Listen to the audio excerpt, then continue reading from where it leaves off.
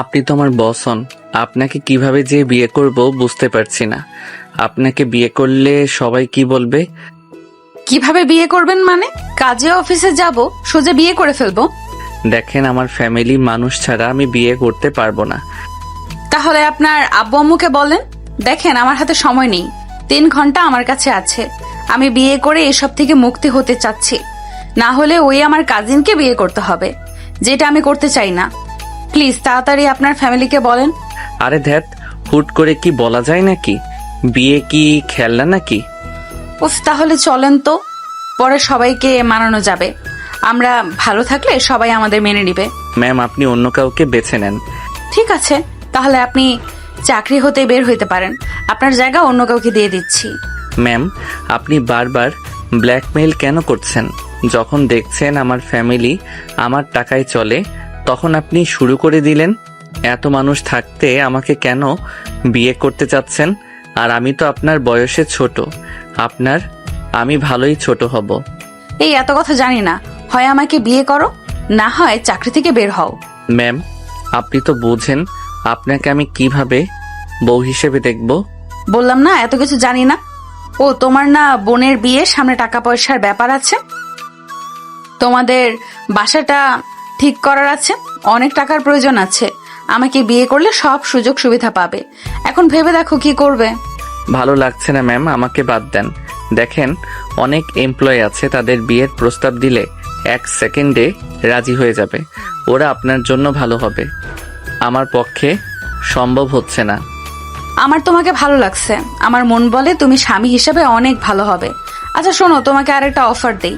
আপাতত বিয়েটা করে নেই, তারপর তোমার ফ্যামিলিকে জানাবে সুযোগ বুঝে। আমার বিয়েটা করা খুব দরকার। দেখো, আর 2 ঘন্টা আছে। তুমি কি চাও তোমার বসের জীবনটা নষ্ট হোক?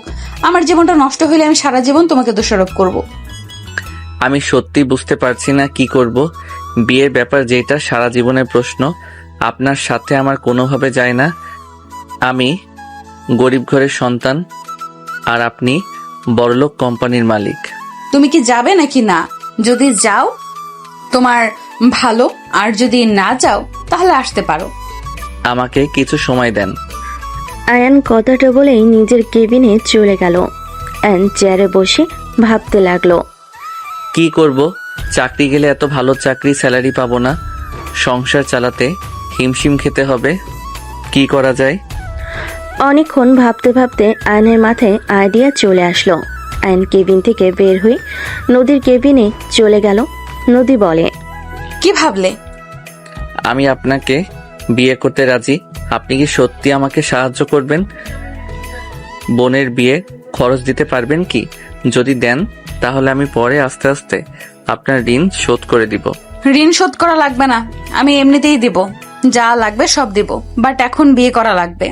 ওকে, করব, বাট আপনাকে আমার বাসায় থাকতে হবে। আর আমি আমার ফ্যামিলিকে মিথ্যা বলবো? আয়ন নদীকে বুঝিয়ে দিল। নদী বলে উঠল, ওকে ডান, চলো। আয়ন নদীর সাথে যেতে লাগলো। আয়ন সোজা অফিস থেকে বের হয়ে গাড়িতে উঠে পড়ল নদীর সাথে। আয়ন নদী দুজন গাড়ি নিয়ে সোজা কাজী অফিসে চলে গেল। কাজী অফিসে গিয়ে দুজন বিয়ে করে নিল। আয়ন নদীর সাথে একসাথে বের হইল। আয়ান নদীর সাথে গাড়িতে উঠলে আয়ান বলে ওঠে, আপনার ফ্যামিলি জানলে কতটা রেগে যাবে আল্লাহ ভালো জানে। আপনার আব্বু আমাকে যদি মেরে ফেলে, আপনি দয়া করে আমার ফ্যামিলিকে দেখেন। আপনার জন্য এত বড় রিস্ক নিলাম। স্বামী হয়েছে, সেখানে স্ত্রী হিসেবে আমার তোমার প্রতি দায়িত্ব আছে। তো আমি স্ত্রী হয়ে স্বামীর ক্ষতি কিভাবে হতে দিব? হ্যাঁ, চিন্তা করো না, কিচ্ছু হবে না। ওনাদের না বললে হয় না? ওদের জানানোর জন্য তো বিয়ে করা, যাতে আমাকে আর চাপ না দেয়। আমার অনেক ভয় লাগছে, জানি না কি হবে। আয়নের কথা শুনে নদী আয়নের হাতের উপর হাত রাখলে, সাথে সাথে আয়ন এক ঝটকায় হাত সরিয়ে নিলে। নদী অবাক হয়ে বলে, কি হলো? না মানে ম্যাম, আমার শরম লাগছে। আপনি আমার হাঁটুর উপর থেকে হাত সরান, আমার কেমন যেন লাগছে। পিচ্ছি পোলা। নদী কথাটা বলে হেসে দিল। আয়ন লজ্জা পেয়ে গেল। আয়ন বলে ওঠে, বিয়ে আগে করলে এমন হইতো না, নতুন নতুন বিয়ে করলাম তো। বুঝলাম। আমি তো আগে একবার বিয়ে করেছিলাম। ম্যাম, তা বলছি না, আমার একটু মানিয়ে নিতে সময় লাগবে। আপনাকে তো বস হিসেবে জানি, হুট করে বিয়ে করলাম, বউ হিসেবে মানতে সময় লাগবে। আচ্ছা। জি। দুজন কথা বলতে বলতে চলে গেল। নদীদের বাসার ভিতরে গাড়ি থামলে দুজন নেমে পড়ল। আয়ান ভয় পেলে নদী আয়ানের হাত ধরে নিয়ে যেতে লাগলো। আয়ান কাঁপতে লাগলো। আয়ানকে নিয়ে ভিতরে প্রবেশ করলো। আয়ান ভিতরে গেলে আয়ান অবাক হয়ে গেল। আয়ান দেখে বাসার ভিতরে অনেক মানুষ, সাথে কাজী সাহেব বসে আছে। নদীকে একদম কিছু বলবে তার আগে নদী বলে ওঠে, সরি রবি, তোমাকে আমি বিয়ে করতে পারবো না। এটা আমার হাজব্যান্ড আয়ান, আর আয়ান এটা হচ্ছে আমার বাবা মা, আঙ্কেল আন্টি, আমার কাজিনরা। নদী সবার সাথে পরিচয় দিতে লাগলো। আয়ান সবাইকে সালাম দিতে লাগলো। নদীর এক কাজিন বলে ওঠে, মাশাল্লাহ আপু, তুমি তো জিতছ। তোমার হাজবেন্ডকে তো হিরো মতো দেখতে। আমি তো ক্রাশ খেয়ে গেছি। মেয়েটার কথা শুনে মেয়েটার আব্বু রাগী লোক নিয়ে তাকাতে মাথা নিচু করে ফেল। নদী হেসে বলে, আমার হাজবেন্ড দেখতে যেমন, তার মনটাও সুন্দর, তার ব্যবহার সব দিকে পারফেক্ট। নদী, ফান করার জায়গা না এটা। মজা না করে যাও, রেডি হয়ে আসো। নদী বিয়ের কাগজ ওর আব্বুর দিকে দিয়ে বলল। আমরা কেবল বিয়ে করে আসছি। নদীর আব্বু কাগজটা দেখে রেগে ছিঁড়ে ফেলতে যাবে, নদীর সাথে সাথে টান দিয়ে হাতে নিয়ে বলে, একদম না আব্বু, আমি এই বিয়ে মানি না। কিছু করার নেই, আমাদের তো বিয়ে হয়ে গেছে, এখন মানবে নাকি না সেটা তোমাদের ব্যক্তিগত ব্যাপার। এই ছেলে তোমার কি যোগ্যতা আছে আমার মেয়েকে বিয়ে করার? তুমি তো আমার অফিসের এমপ্লয়ার, তাই না? জি স্যার। তোমার সাহস কি করে হয় সামান্য এমপ্লয়ার হয়ে আমার মেয়েকে বিয়ে করার? আব্বু একদম ওকে ধমক দিয়ে কথা বলবে না। আয়ন চলো রুমে যাই। নদী আয়নের হাত ধরে যেতে নিলে নদীর আব্বু রেগে বলে, খবরদার, তুমি রুমে যাবে না। দুইজন এই বাসা থেকে বের হয়ে যাও। তোমাকে আমি মেয়ে হিসেবে ত্যায্য করে দিলাম। নদীর আব্বুর কথা শুনে নদী থমকে গেল। পিছনে ঘাড় ঘুরে তাকাতেই নদীর আব্বু বলে, বের হয়ে যাও। যাকে বিয়ে করছো না সেই তোমাকে বুঝিয়ে দিবে তাকে বিয়ে করে কত বড় ভুল করছো। আমাদের থেকে ওর ভালোবাসা বড় করে দেখছো না? চলে যাও, তাকে নিয়ে এখান থেকে বের হয়েও। নদী, আব্বু কি বলছো? নদী আমাদের একমাত্র সন্তান, ও ভুল করতেই পারে, সেটারই জন্য তুমি ওকে ত্যায্য করবে? মানে মাথা খারাপ হয়ে গেছে নাকি? একদম চুপ, তুমি আসল কালপিট।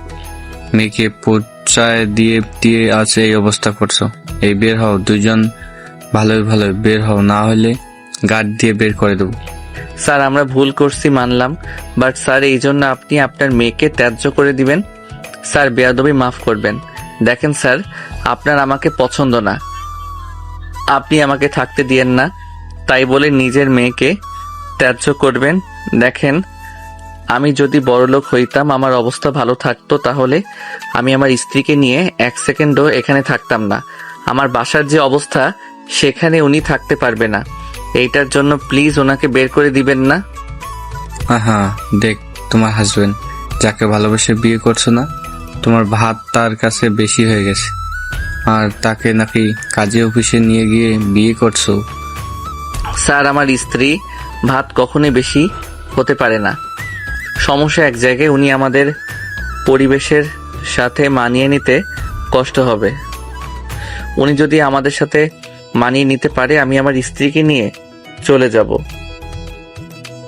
আপনি কি আমাদের সাথে থাকতে পারবেন? আয়ন আমাকে ক্ষমা করে দিও, আমি কখনোই ভাবতে পারি নাই আমার আব্বু আমাকে ত্যায্য করবে। বাদ দেন, আপনি কি থাকতে পারবেন? না, আমি তোমার ফ্যামিলিতে গিয়ে তোমার উপর বোঝা হয়ে থাকতে চাই না। এমনিতেই তোমার ফ্যামিলি তুমি সামলাও, সেখানে আরেকটা মানুষ বাড়লে তোমার সংসার চালানো কঠিন হয়ে যাবে। আমি আমার যেদিকে মন চায় চলে যাব। আপনি আমার স্ত্রী, আপনি আমার সাথে থাকবেন, এইটাই তো নিয়ম। আপনার মানিয়ে নিতে কষ্ট হবে, বাট আশা করি আস্তে আস্তে মানিয়ে নিতে পারবেন। আমি সব জায়গায় থাকতে পারি। তাহলে চলেন। অ্যান্ড সবার কাছে ক্ষমা চেয়ে নদীর হাত ধরে নিয়ে যেতে লাগলো। নদীর চোখ দিয়ে পানি গড়িয়ে পড়তে লাগলো। লাস্ট বারের মতো পিছনে ঘুরে তাকালো। নদীর আব্বু নদীর আম্মু নদীর দিকে যেতে চাইলে সাথে সাথে নদীর আব্বু হাত ধরে ফেলো। নদীর আম্মুকে যেতে দিল না। নদীর আব্বু বলে, আমি খুব ভালো করে জানি ওর সাথে তুমি থাকতে পারবে না। যদি ডিভোর্স দিয়ে দাও তাহলে বাসায় চলে এসো। আমার হাজবেন্ডকে আমি ডিভোর্স দিব না, আর যদি দেওয়া লাগে তাও ওই বাসায় আমি আসবো না। আমাকে ডিভোর্স দিলে আপনি ওনাকে ত্যায্য করবেন না? হ্যাঁ। ওকে, আমি ওনাকে খুব তাড়াতাড়ি ডিভোর্স দিয়ে দিব, তাও ওনাকে ত্যায্য করেন না। আয়ান, দেখেন, আপনি যত আমার সাথে যান, আপনি ওইখানে আসলে থাকতে পারবেন না। আমি স্বামী হিসেবে আমার দায়িত্ব, আমার স্ত্রী কোথায় ভালো থাকবে তাকে সেইভাবে রাখা উচিত স্যার। আমি ওনাকে রেখে যাচ্ছি, আর আজকে বিয়ে করলাম, ডিভোর্স দিতে সময় লাগবে। আহা, আমি জানতাম এই ছেলে আমার সম্পত্তির জন্য তোমাকে ফাঁসিয়ে বিয়ে করছে। যখন দেখলো সবকিছু হাতছাড়া হয়ে যাচ্ছে, তখন উল্টা সুর করা শুরু করছে। আহা, দেখো কাকে বেছে নিয়েছো। আয়ান, আমি নিজেও জব নিব, তোমাকে আমার খরচ বহন করা লাগবে না। তুমি আমাকে শুধু থাকার জায়গা দিলেই হবে। আপনি আমার সাথে ওই দিকে আসেন। আইন নদীর হাত ধরে কিছুটা দূরে গিয়ে বলে, দেখেন, আপনি আমাকে বিয়ে করছেন ব্ল্যাকমেইল করে। আমাদের মাঝে একে অপরের প্রতি কোনো ভালোবাসা নাই। সারা জীবন একসাথে থাকতে পারবো কিনা জানি না। আর আপনি এত বড় বাড়ির মেয়ে, আমাদের বাড়িতে আপনি থাকতে পারবেন না? উদয় কেন আমার জন্য আপনি রাজপ্রাসাদ রেখে গরিবের ঘরে যাবেন? আর আমি আপনাকে বলেছিলাম আমার বোনের বিয়ের টাকা দেওয়ার কথা, আমি কর্জ নিতে চাইছিলাম, জাস্ট এইটাই। আপনাদের সম্পত্তির উপরে আমার কোনো লোভ নাই। আমি আমার বোনের বিয়ের টাকা অল্প অল্প করে জমাচ্ছি। হুদাই আমার জন্য এই বাড়ি ছাড়ার কোনো প্রশ্ন আছে? যাই হোক, আমাকে বাসায় যেতে হবে। বাই, ভালো থাকবেন। আইন নদীকে কিছু বলার সুযোগ না দিয়ে আইন নদীর আব্বুর সামনে গিয়ে বলে, আমি চলে যাচ্ছি, আপনাদের মেয়ে আপনারা রাখেন, আর যত তাড়াতাড়ি পারি ডিভোর্স লেটার পাঠিয়ে দিব। ভালো থাকবেন। যাদের মনে কষ্ট দিয়েছি ক্ষমা করে দিবেন। আইন কথাগুলো বলে বের হয়ে গেল। নদী কিছু বলতে কেউ বলতে পারলো না। নদীর আব্বু হেসে বলে, এই তোমার ভালোবাসার মানুষ, সুযোগ বুঝে ভালো কাট। চুপ করবে? কি ভাগছে? হ্যাঁ, ওই আমার কথা চিন্তা করে আমাকে রেখে গেছে। আর আয়ান আমার ভালোবাসার মানুষ না। আমি স্পষ্টভাবে বলছি, আমি রবিকে বিয়ে করব না। আমি সারা জীবন ওনাকে বড় ভাই ভেবে এসেছি। আমি ওনাকে মরে গেলেও বিয়ে করব না। আর আয়ান কোনো লোভী ছেলে না। আমি ওকে ব্ল্যাকমেইল করে বিয়ে করেছিলাম। এত কিছুর পরও ওই ছেলেটা আমার কথা ভেবে আমাকে রেখে গেল। কোনো কিছু না জেনে কথা বলবে না। আর আব্বু, তোমাকেও চেনা হয়ে গেছে। আমাকে তেজ্যকন্যা করেছো, তাই না? আজকের পর থেকে আমি আর তোমাকে চিনি না। তোমাকে আমি কখনোই আব্বু বলবো না। নদী কথাগুলো বলে দৌড়ে চলে গেল। এদিকে আয়ান বাসায় গিয়ে গোসল করে খাটে পা ঝুলিয়ে নিচের দিকে তাকিয়ে চুপচাপ বসে থাকতে লাগলো। আয়নের আম্মু ভিতরে এসে বলে, কিছু হয়েছে আয়ান? এভাবে বসে আছিস? আসার পর থেকে আমার সাথে কারোর সাথে ভালোভাবে কথা বলছিস না। কই, কিছু হয় নাই। আমার মন বলছে কিছু একটাই হয়েছে। আমাকে খুলে বল, কি হয়েছে? আয়নের আম্মু আয়নের কাছে বসে মাথায় হাত দিলে আয়ন বলে ওঠে, আচ্ছা আম্মু, যদি বিয়ে করি, বউকে কি তার বাপের বাড়িতে থাকার জন্য ডিভোর্স দেওয়া ঠিক হবে? আসলে বউ জামাই একে উপরে কোনো ভালোবাসা নাই, হুট করে বিয়েটা হয়ে গেছে। এখন কি করা উচিত স্বামীর? আয়নের কথা শুনে আয়নের আম্মু বেশ অবাক হয়ে গেল। আয়নের দিকে তাকিয়ে বলে ওঠে, মানে কি এইসবের? আমার ফ্রেন্ডদের সাথে এমন কিছু হয়েছে, ওই বুঝতে পারছে না কি করবে। ফ্রেন্ডের সাথে নাকি তোর সাথে হয়েছে? তোর চোখ মুখ বলছে এটা তোর সাথেই হয়েছে। আয়নর আম্মুর দিকে না তাকিয়ে বলে ওঠে, আম্মু, আমি কি করব? তুই বিয়ে করেছিস হুম। আমাদের না জানি? আম্মু, আসলে পরিস্থিতি অন্যরকম ছিল, বাট তাকে আমি খুব তাড়াতাড়ি ডিভোর্স দিব। বিয়ে কি খেলনা নাকি যে এখন খেলতে বসলাম মন চাচ্ছে না খেলনাটা ছুঁড়ে ফেলে দিলাম? আম্মু, কি করব আমি বুঝতে পারছি না, আমার মাথায় কিছু আসছে না। কাকে বিয়ে করেছিস? ওইটা না বলা থাক, এমনিতে আমি বলে এসেছি ওনাকে ডিভোর্স দিয়ে দিব। আমি কোনো কথা শুনতে চাই না। বোমাকে নিয়ে বাসায় চলে আয়। এইটা কিভাবে করব? উনি অনেক বড় লোক, উনি আমাদের সাথে থাকতে পারবে না। আমাদের পরিবেশ ওনাদের পরিবেশ আলাদা। রাজপ্রাসাদ রেখে কি আর গরিবের বাড়িতে থাকবে নাকি? কেন তোর আব্বু থাকে না নাকি? তোর আব্বু তো আমাকে ভালোবেসে আমাকে নিয়ে ঘর ছেড়েছিল। তোর কি মনে হয় তোর আব্বু গরিব ঘরের সন্তান ছিল নাকি? জমিদার পরিবারের ছেলে সে। দেশের বাইরে পড়াশোনা করত, দেশে থাকতো না। সেই মানুষ যদি আমাকে নিয়ে বস্তিতে এসে থাকতে পারে, সেখানে তোর স্ত্রী কেন পারবে না? তোকে যদি ভালোবাসে তাহলে অবশ্যই এখানে থাকতে পারবে। আম্মু কি বলে? আব্বু জমিদার বংশের সন্তান মানে? কি বলছো এইসব? আব্বু বড়লোক ঘরের সন্তান। কিছু না, যাই হোক, দেখ কি করা যায়, বাট আমার মনে হয় ডিভোর্স দেওয়া উচিত না। একে অপরকে আগে বুঝতে শিখ। যদি দেখোস না দুইজনের একে অপরের সাথে থাকা সম্ভব না, তাহলে তখন ডিসিশন নিস। বুঝছি না। আচ্ছা আম্মু খেতে দাও। আব্বু কি বাসায় এসেছে? চল দুইজনকেই খেতে দিই। আয়ন খাবার খেতে চলে গেল। আয়নের আম্মু বসে পড়ল। আয়নের আব্বু বলে ওঠে, আব্বু শরীর ভালো তো? জি আব্বু। আপনি কি নিয়ম মতো হাঁটাহাঁটি করেন নাকি? চা দোকানে আড্ডা দেন? আমি কিন্তু শুনেছি আপনি সারাদিন ওইখানে বসে থাকেন। কই না তো, আমি তো। আব্বু মিথ্যা কেন বলো? আমি তো কোচিং থেকে আসার সময় দেখলাম। আতিয়াকে চুপ থাকার ইশারা করতে লাগলো। আয়ন বলে ওঠে, আব্বু আমি কিন্তু সব দেখছি। কই আমি আবার কি করলাম?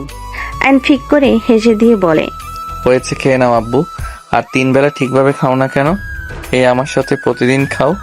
তোমার শরীর খারাপ, তোমার উচিত নিয়ম মতো খাওয়া, মেডিসিন খাওয়া। আমি খাবো তুমি না খেয়ে থাকবে? এইটা কি হয়? আগে আমি অফিসে গেলে তুমি আমার জন্য না খেয়ে থাকতে, আর এখন আমি তোমার সন্তান হয়ে গেছি, তাই তুমি না আসা পর্যন্ত আমি কিভাবে খাবো? হ্যাঁ ওকে বাবা, ঠিক আছে, বাট আজকে আমার সাথে খাও। আর এমন করবে না, সুস্থ হয়ে গেলে করো। আয়নুর আব্বুর সাথে কথা বলতে বলতে খেতে লাগলো। খাওয়া শেষ হলে কিছুক্ষণ গল্প করে বের হয়ে গেল আয়ান। আয়ন সোজা বন্ধুদের সাথে আড্ডা দিতে চলে গেল। 10টার দিকে বাসায় চলে গেল। আয়নের বড় ভাই রাফি বলে উঠল, আয়ান, আমার জবটা হয়ে গেছে। আলহামদুলিল্লাহ ভাইয়া, এটা তো খুশির খবর। তোর ভাবিকে আসতে বলবো? ভাবিকে বলো, ভাবি অনেক খুশি হবে। রাগ করে বাসায় গেছে, ব্যাপারটা খুব খারাপ। কিছু টাকা দিতে পারবি? কত লাগবে? 1000 দিলে হবে। আয়ন টাকা বের করে দিল। আয়নের আম্মু কিছু বলতে গিয়েও বলল না। আতিয়া বলে ওঠে, ভাইয়া আমার কোচিং বেতনটা। আমি বেতন দিয়ে দিব সকালে। আর এই নে 500, এই মাসে হাত খরচ। বোন কিছু মনে করিস না, আমার কাছে বেশি নাই। ভাইয়া কি যে বলো না, কি মনে করো? তুমি আমাদের জন্য কত কিছু করছো এই বয়সে। 500 টাকায় আমার মাস চলে যাবে। আমি তো শুধু প্রতিদিন 10 টাকা করে খরচ করি। আমার কাছে এমনিতেই 200 টাকা বেঁচে যায়। আয়ন আতিয়ার মাথায় হাত বুলিয়ে দিল আর ওর আম্মুর দিকে তাকিয়ে বলে, আম্মু আগামীকাল টাকা বের করে তোমাকে দিয়ে দিব। বাজার যা লাগে আর ঋণ কিছু টাকা দিয়ে দিও। আমার অনেক ঘুম পাচ্ছে, আর খাবো না। আয়ন হাত ধুয়ে পানি খেয়ে নিয়ে চলে গেল। আয়নের আম্মুর চোখের পানি গড়িয়ে পড়তেই মুছে নিল। আয়নের আব্বু খেয়ে চুপচাপ রুমে চলে গেল। আয়ন রুমে গিয়ে ঘুমিয়ে গেল। সকালে ঘুম ভাঙতে আয়ন উঠে ফ্রেশ হয়ে অজু করে নামাজ পড়তে চলে গেল। নামাজ পড়ে বাসায় চলে আসলো। বাসায় আসলে আয়ন রুমে গিয়ে ফ্রেশ হয়ে রেডি হয়ে নিল। সবার সাথে খাবার খেয়ে বের হয়ে গেল।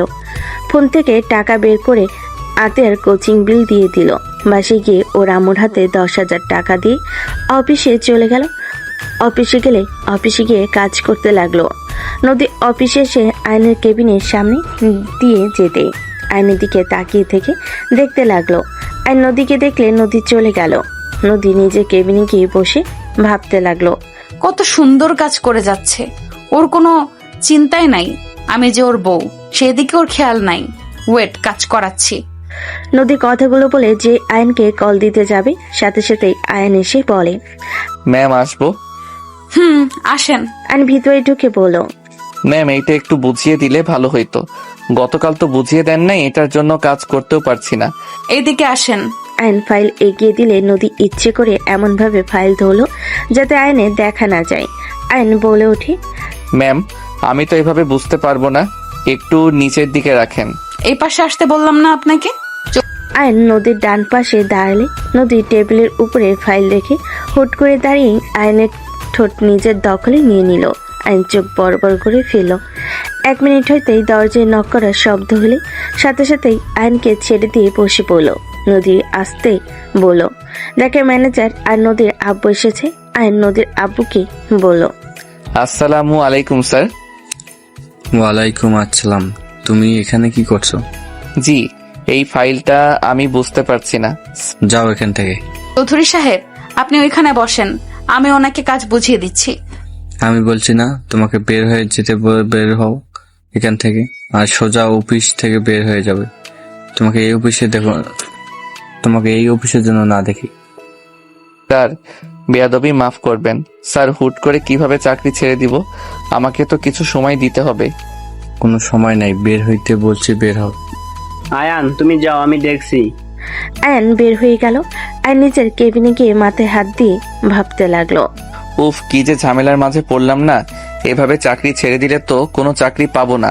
আয়ান টেনশন করতে লাগলো।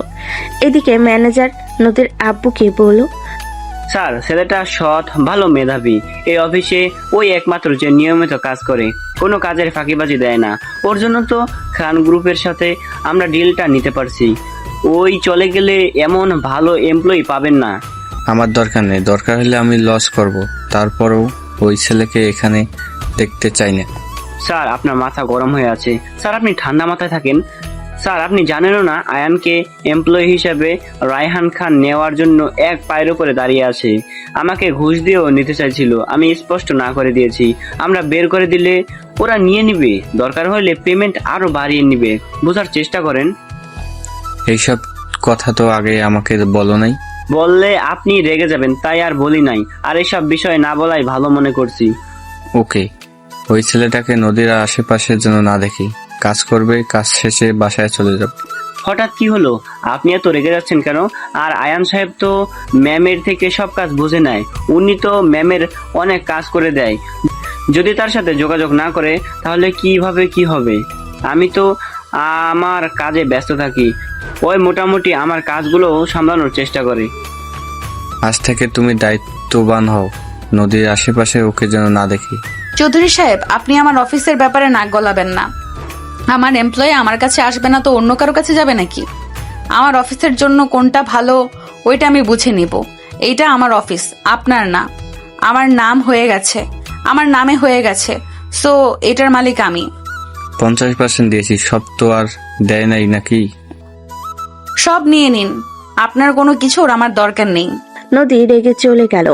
আয়ন নদীকে রেগে বের হয়ে যেতে দেখে আয়ন নদীর পিছু পিছু বের হইল। আয়ন নদীর পিছন পিছন যেতে লাগলো। নদী অফিস থেকে বের হয়ে গেল। আয়ন নদীর পিছন পিছন যেতে দেখে নদী একটা সিএনজি নিয়ে চলে গেল। আয়ন নদীর পিছন পিছন রিক্সা নিয়ে যেতে লাগলো। নদী যেখানে নেমে চলে গেল, আয়ন ওইখানে রিক্সা থেকে নেমে ভাড়া দিয়ে লেকের পাড়ে চলে গেল। আয়ন নদীকে খুঁজতে লাগলো।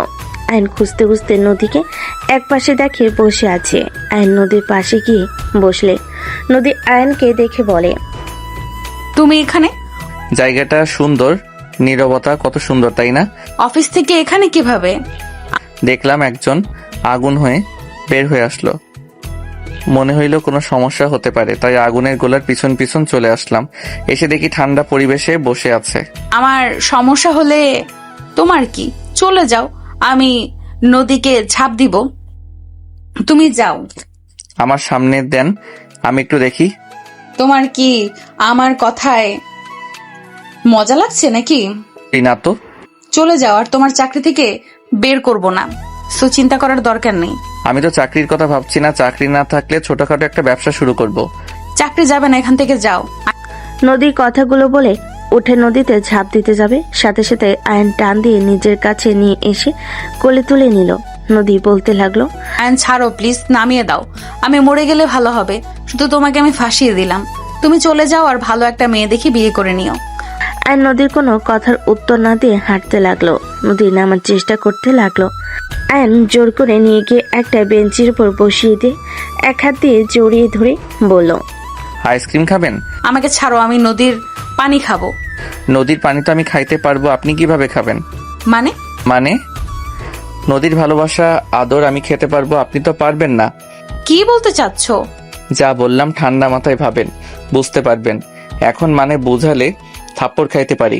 ওয়েট করে আইসক্রিম নিয়ে আসছি, দেখেন ওইদিকে গেলে কিন্তু খবর আছে। আমি খাবো না আইসক্রিম, আমার খেতে মন চাইছে, তাই আপনি আমার সাথে খাবেন। আয়ন কথাটা বলে চলে গেল।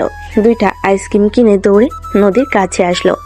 নদী আয়নের দিকে না তাকিয়ে কান্না করতে লাগলো। আয়ন নদীর পাশে বসে আইসক্রিমটা অল্প খুলে ওর মুখের সামনে ধরলো। নদী খাইতে না চাইলে আয়ন বলে ওঠে, একটু খেয়ে দেখেন কেমন লাগে। ভালো লাগছে না। আয়ন ওর বাহুর সাথে জড়িয়ে নিয়ে আইসক্রিম মুখে দিতে নদী খেতে লাগলো আর কান্না করতে লাগলো। আয়ন নদীর কপালে চুমু দিয়ে বলে, কান্না করেন না, দেখি আমি কিছু করতে পারি কিনা। অন্য জায়গায় চাকরি নেওয়ার প্রস্তুতি নিতে হবে, ওখান থেকে পেমেন্ট ভালো হইলে আমি আপনাকে নিয়ে চলে যাব। আমাদের কোম্পানির লসে ফেলবে নাকি? আমি কেন লস করাবো? তো অন্য জায়গায় জব নিতে চাচ্ছ কেন? দেখেন, আপনার আব্বুর কোনো ভরসা নাই। আজ হয়তো ম্যানেজার আমাকে বাঁচিয়ে নিবে বা আমার চাকরি থেকে বের করে দিবে। সেখানে আমার তো চাকরি দরকার, তাই না? অন্য জায়গায় চেষ্টা করি, হয়ে গেলে আপনার আব্বু আমাকে আর হুমকি দিতে পারবে না, আর ভালো অ্যামাউন্ট পাইলে আপনাকে নিয়ে আসতে পারবো। আশা করা যায় আস্তে আস্তে আপনি আমাদের সাথে মানিয়ে নিতে পারবেন। আমি এখন যাব। এখন যাবেন? চাকরিটা চলে যেতে পারে, তাই আগে নিচ্ছি না, অন্য জায়গায় আগে ঠিক হোক। আর আম্মুকে আপনার ব্যাপারে বলেছি, আম্মু বলছে আপনাকে নিয়ে যেন বাসায় আসি। তোমার আম্মু রেগে যায় নাই? হয়তো কষ্ট পেয়েছে, বাট তারপরও আমাকে বলছে আপনাকে নিয়ে যেতে। আর আব্বু, ভাইয়া, ভাবি, বোন কেউ আপনার ব্যাপারে জানে না। ও আচ্ছা, আমি তোমার আম্মুর সাথে দেখা করতে যাব। অন্য এক সময় নিয়ে যাব। আইসক্রিমটা খান। আর নদীকে আইসক্রিম দিয়ে নিজেরটা খেতে লাগলো। খাওয়া শেষ হলে দুজন কথা বলতে লাগলো। আয়নের সাথে কথা বলতে বলতে নদীর মনটা অনেকটাই হালকা হয়ে গেল। ফুচকা খাবেন কি? বাট এখানে তো ফুচকা নাই। চলেন, এখন থেকে কিছু দূর গেলে রাস্তার পাশে আসে, চলেন। তুমি কিভাবে জানলে? তুমি কি আগে কোনো মেয়েকে নিয়ে গেছো নাকি? ধ্যাত, কি বলেন, চলেন। আর নদীকে নিয়ে যেতে লাগলো আর টুকটাক কথা বলতে লাগলো। আর নদীকে নিয়ে ফুচকা স্টলের সামনে দাঁড়িয়ে ফুচকা অর্ডার দিল। দুজন পাশের চেয়ারে বসে থেকে কথা বলতে লাগলো। আয়ন দুষ্টামি করলে আয়নকে মারতে লাগলো। আয়ন হাসতে লাগলো। হঠাৎ করে আতিয়ার চোখ পড়লে আতিয়া এই পাশে এসে আয়নের সামনে দাঁড়িয়ে বলল, এই মেয়েটাকে? আতিয়াকে দেখে আয়ন চমকে উঠলে। আয়ন উঠে দাঁড়িয়ে বলল, ইয়ে মানে? ইয়া মানে কি? এই মেয়ে, তুমি কে? আয়ানকে চেনো নাকি? আপনি কে হন? ওর বউ হয়। নদীর কথা শুনে আতিয়া চোখ বড় বড় করে তাকালে। আয়ন আতিয়ার হাত ধরে পাশের চেয়ারে বসিয়ে দিয়ে বলল, বুনু আমার শান্ত হয়ে বসে, ফুচকা না পছন্দ করো, নে ফুচকা খা। এইসব দিয়ে আমাকে ভুলিয়ে লাভ নেই। তোমার গার্লফ্রেন্ড তো চালু খুব, সোজা বউ বলে দাবি করেছে। আয়ান কে মেয়েটা? নদী রেগে আয়নের দিকে তাকাতেই আয়ন বলে ওঠে, আমার ছোট বোন। নদী ঢোক গিলতে লাগলো। নদী আয়নকে সরিয়ে দিয়ে বলল, মাশাআল্লাহ, আমার ননদটা তো অনেক কিউট। দেখেন আপু, আমাকে ননদ বলবেন না। আপনি আমার ভাই, বউ হন নাই। আর আপনাকে আমার ভাই কিভাবে পটালো? আমার কেমন যেন লাগছে। আপনি তো দেখতে অনেক সুন্দর, দেখতে তো মনে হচ্ছে বড় লোক। আমি বড় লোক না, আমি ওর অফিসে জব করি। তোমার ভাই আমাকে প্রতিদিন ডিস্টার্ব করতো, আস্তে আস্তে ওর বিরক্তগুলো ভালো লেগে যায়, তাই আজকে প্রপোজাল একসেপ্ট করে নিলাম। নদীর কথা শুনে আয়ন ভুরকুচকে তাকালে। আতিয়া অবাক হয়ে তাকিয়ে বলে, মিথ্যা কথা। ভাইয়ার মতো ছেলে কাউকে বিরক্ত করতে পারে অসম্ভব। বাট আপনাকে নিয়ে যেহেতু এখানে খেতে এসেছে, বোঝা যাচ্ছে আসলে আপনি ওর গার্লফ্রেন্ড। আচ্ছা, দুইজন ফুচকা তো হাতে নে, আমি কি দুইজনের ফুচকা হাতে নিয়ে থাকবো নাকি? তুমি খাওয়ার জন্য অর্ডার করছো, নিজে খাও। আমি খাবো না, তোরা দুইজন খা। তুমি নাও, আমার সাথে খাবে। আতিয়া হাতে নিল। নদী নিজের হাতে নিয়ে আতিয়ার সাথে কথা বলতে লাগলো আর আয়নকে খাওয়াই দিতে লাগলো আর নিজেও খেতে লাগলো। দুজনকে হাসি খুশি ভাবে কথা বলতে দেখে আয়নের মুখের কোণেই হাসি ফুটে উঠল। আতিয়া নদীকে খাওয়াই দিলে নদী আতিয়াকে দিতে লাগলো। দুজনের ভিতরে ভালোই মিল হয়ে গেল।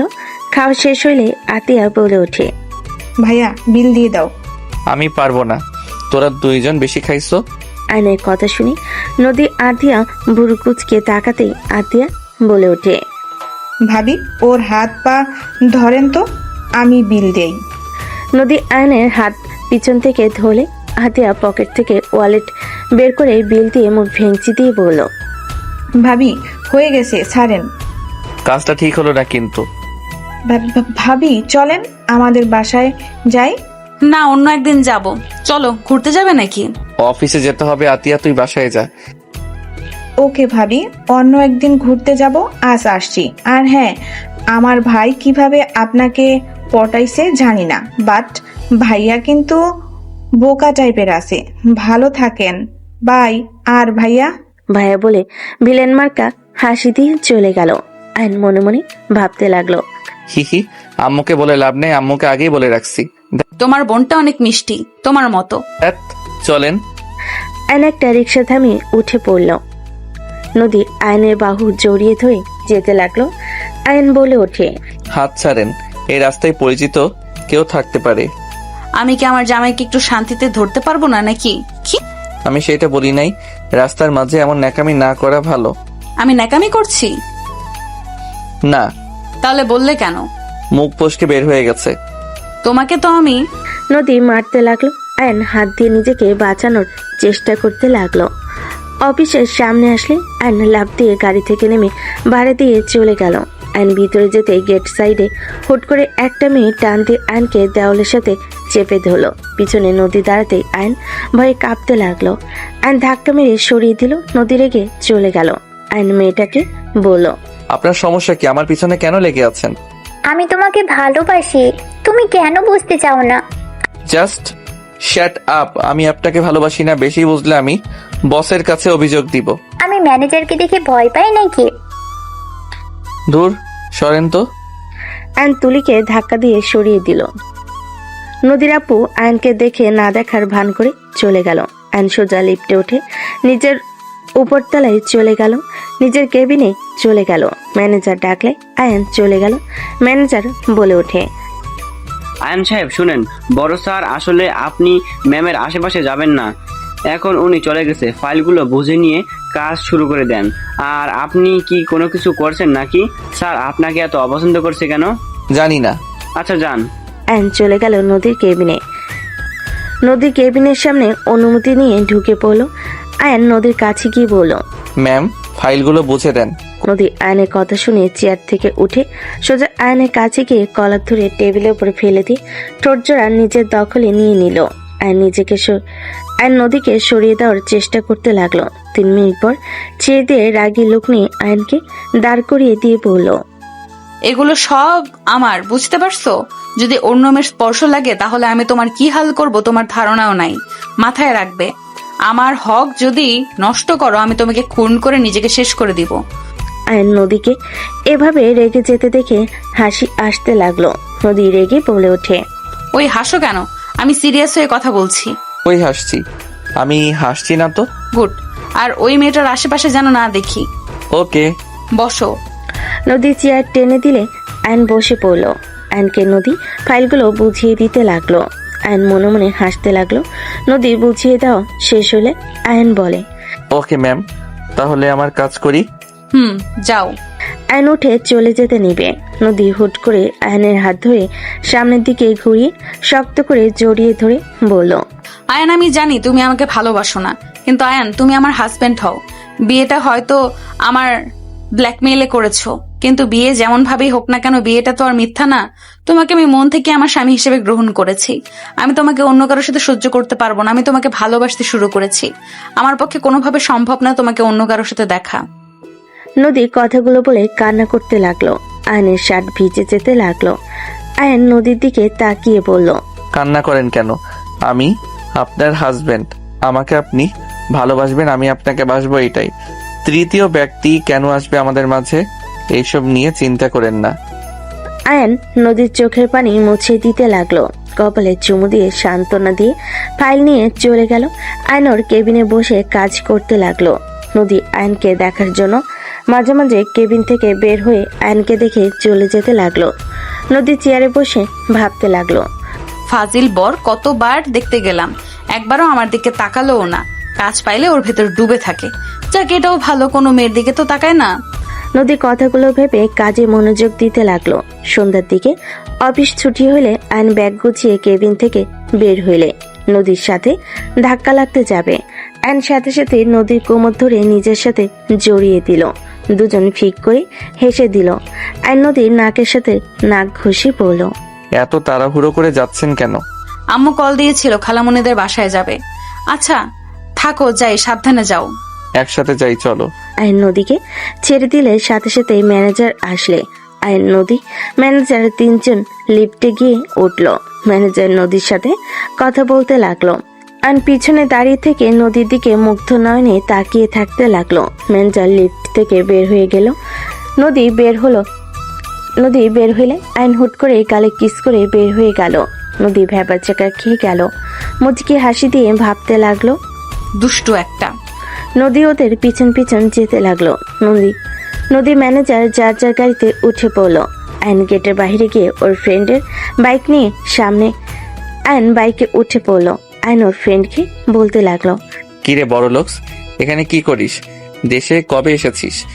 গতকাল এসেছি, তো টাইম লেগেছে। পরে কার থেকে জানতে পারলি? আতিয়া থেকে নাম চলে আসলাম।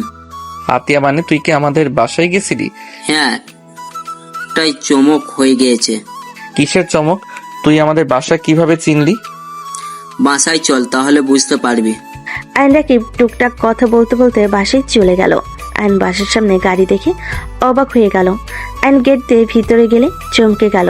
রাফি বলে উঠল, ওই তো আয়ান, রাকিব চলে এসেছে। আইন সামনে এগিয়ে গেলে আইনের আব্বু বলে, আব্বা আম্মা, এইটা আমার ছোট ছেলে আয়ান, আর আয়ান এইটা তোমার দাদু দাদিমা। আইন কিছু বলার আগে আইনের দাদু দাদিমা আইনকে জড়িয়ে ধরে আদর করতে লাগলো। আইন অবাক হয়ে সবার দিকে তাকিয়ে আছে। আইনের দাদিমা দাদু ছেড়ে দিলে আইনের বড় চাচা বড় চাচি এসে জড়িয়ে ধরে কুশল বিনিময় করলো। আইনর আব্বুর দিকে তাকাতেই আইনের আব্বু বলল, আমি জানি তোমার মনে অনেক প্রশ্ন জমা হয়ে যাচ্ছে। আমি তোমাকে বলছি, আমি তোমার আম্মুকে নিয়ে পালিয়ে বিয়ে করছিলাম। আমার ফ্যামিলির কেউই মেনে নেয় না। আমি উপায় না পেয়ে তোমার আম্মুকে নিয়ে এই শহরে চলে আসি, আর কখনো তাদের সাথে যোগাযোগ করি নাই। ওনারা আজ হুট করে এখানে চলে এসেছে। আমাদের অনেক খোঁজ খবর নিয়ে এখানে একজনের মাধ্যমে জানতে পারে তাকে 10 লাখ টাকা পুরস্কার করা হয়েছে। ও আচ্ছা। তো আর আমাকে অগ্রজ বললে তুই না, তুই আমার মেজো চাচার ছেলে, আমার চাচাই ভাই হোস। ও, তো আপনারা বসেন, দাঁড়িয়ে আছেন কেন? বসেন।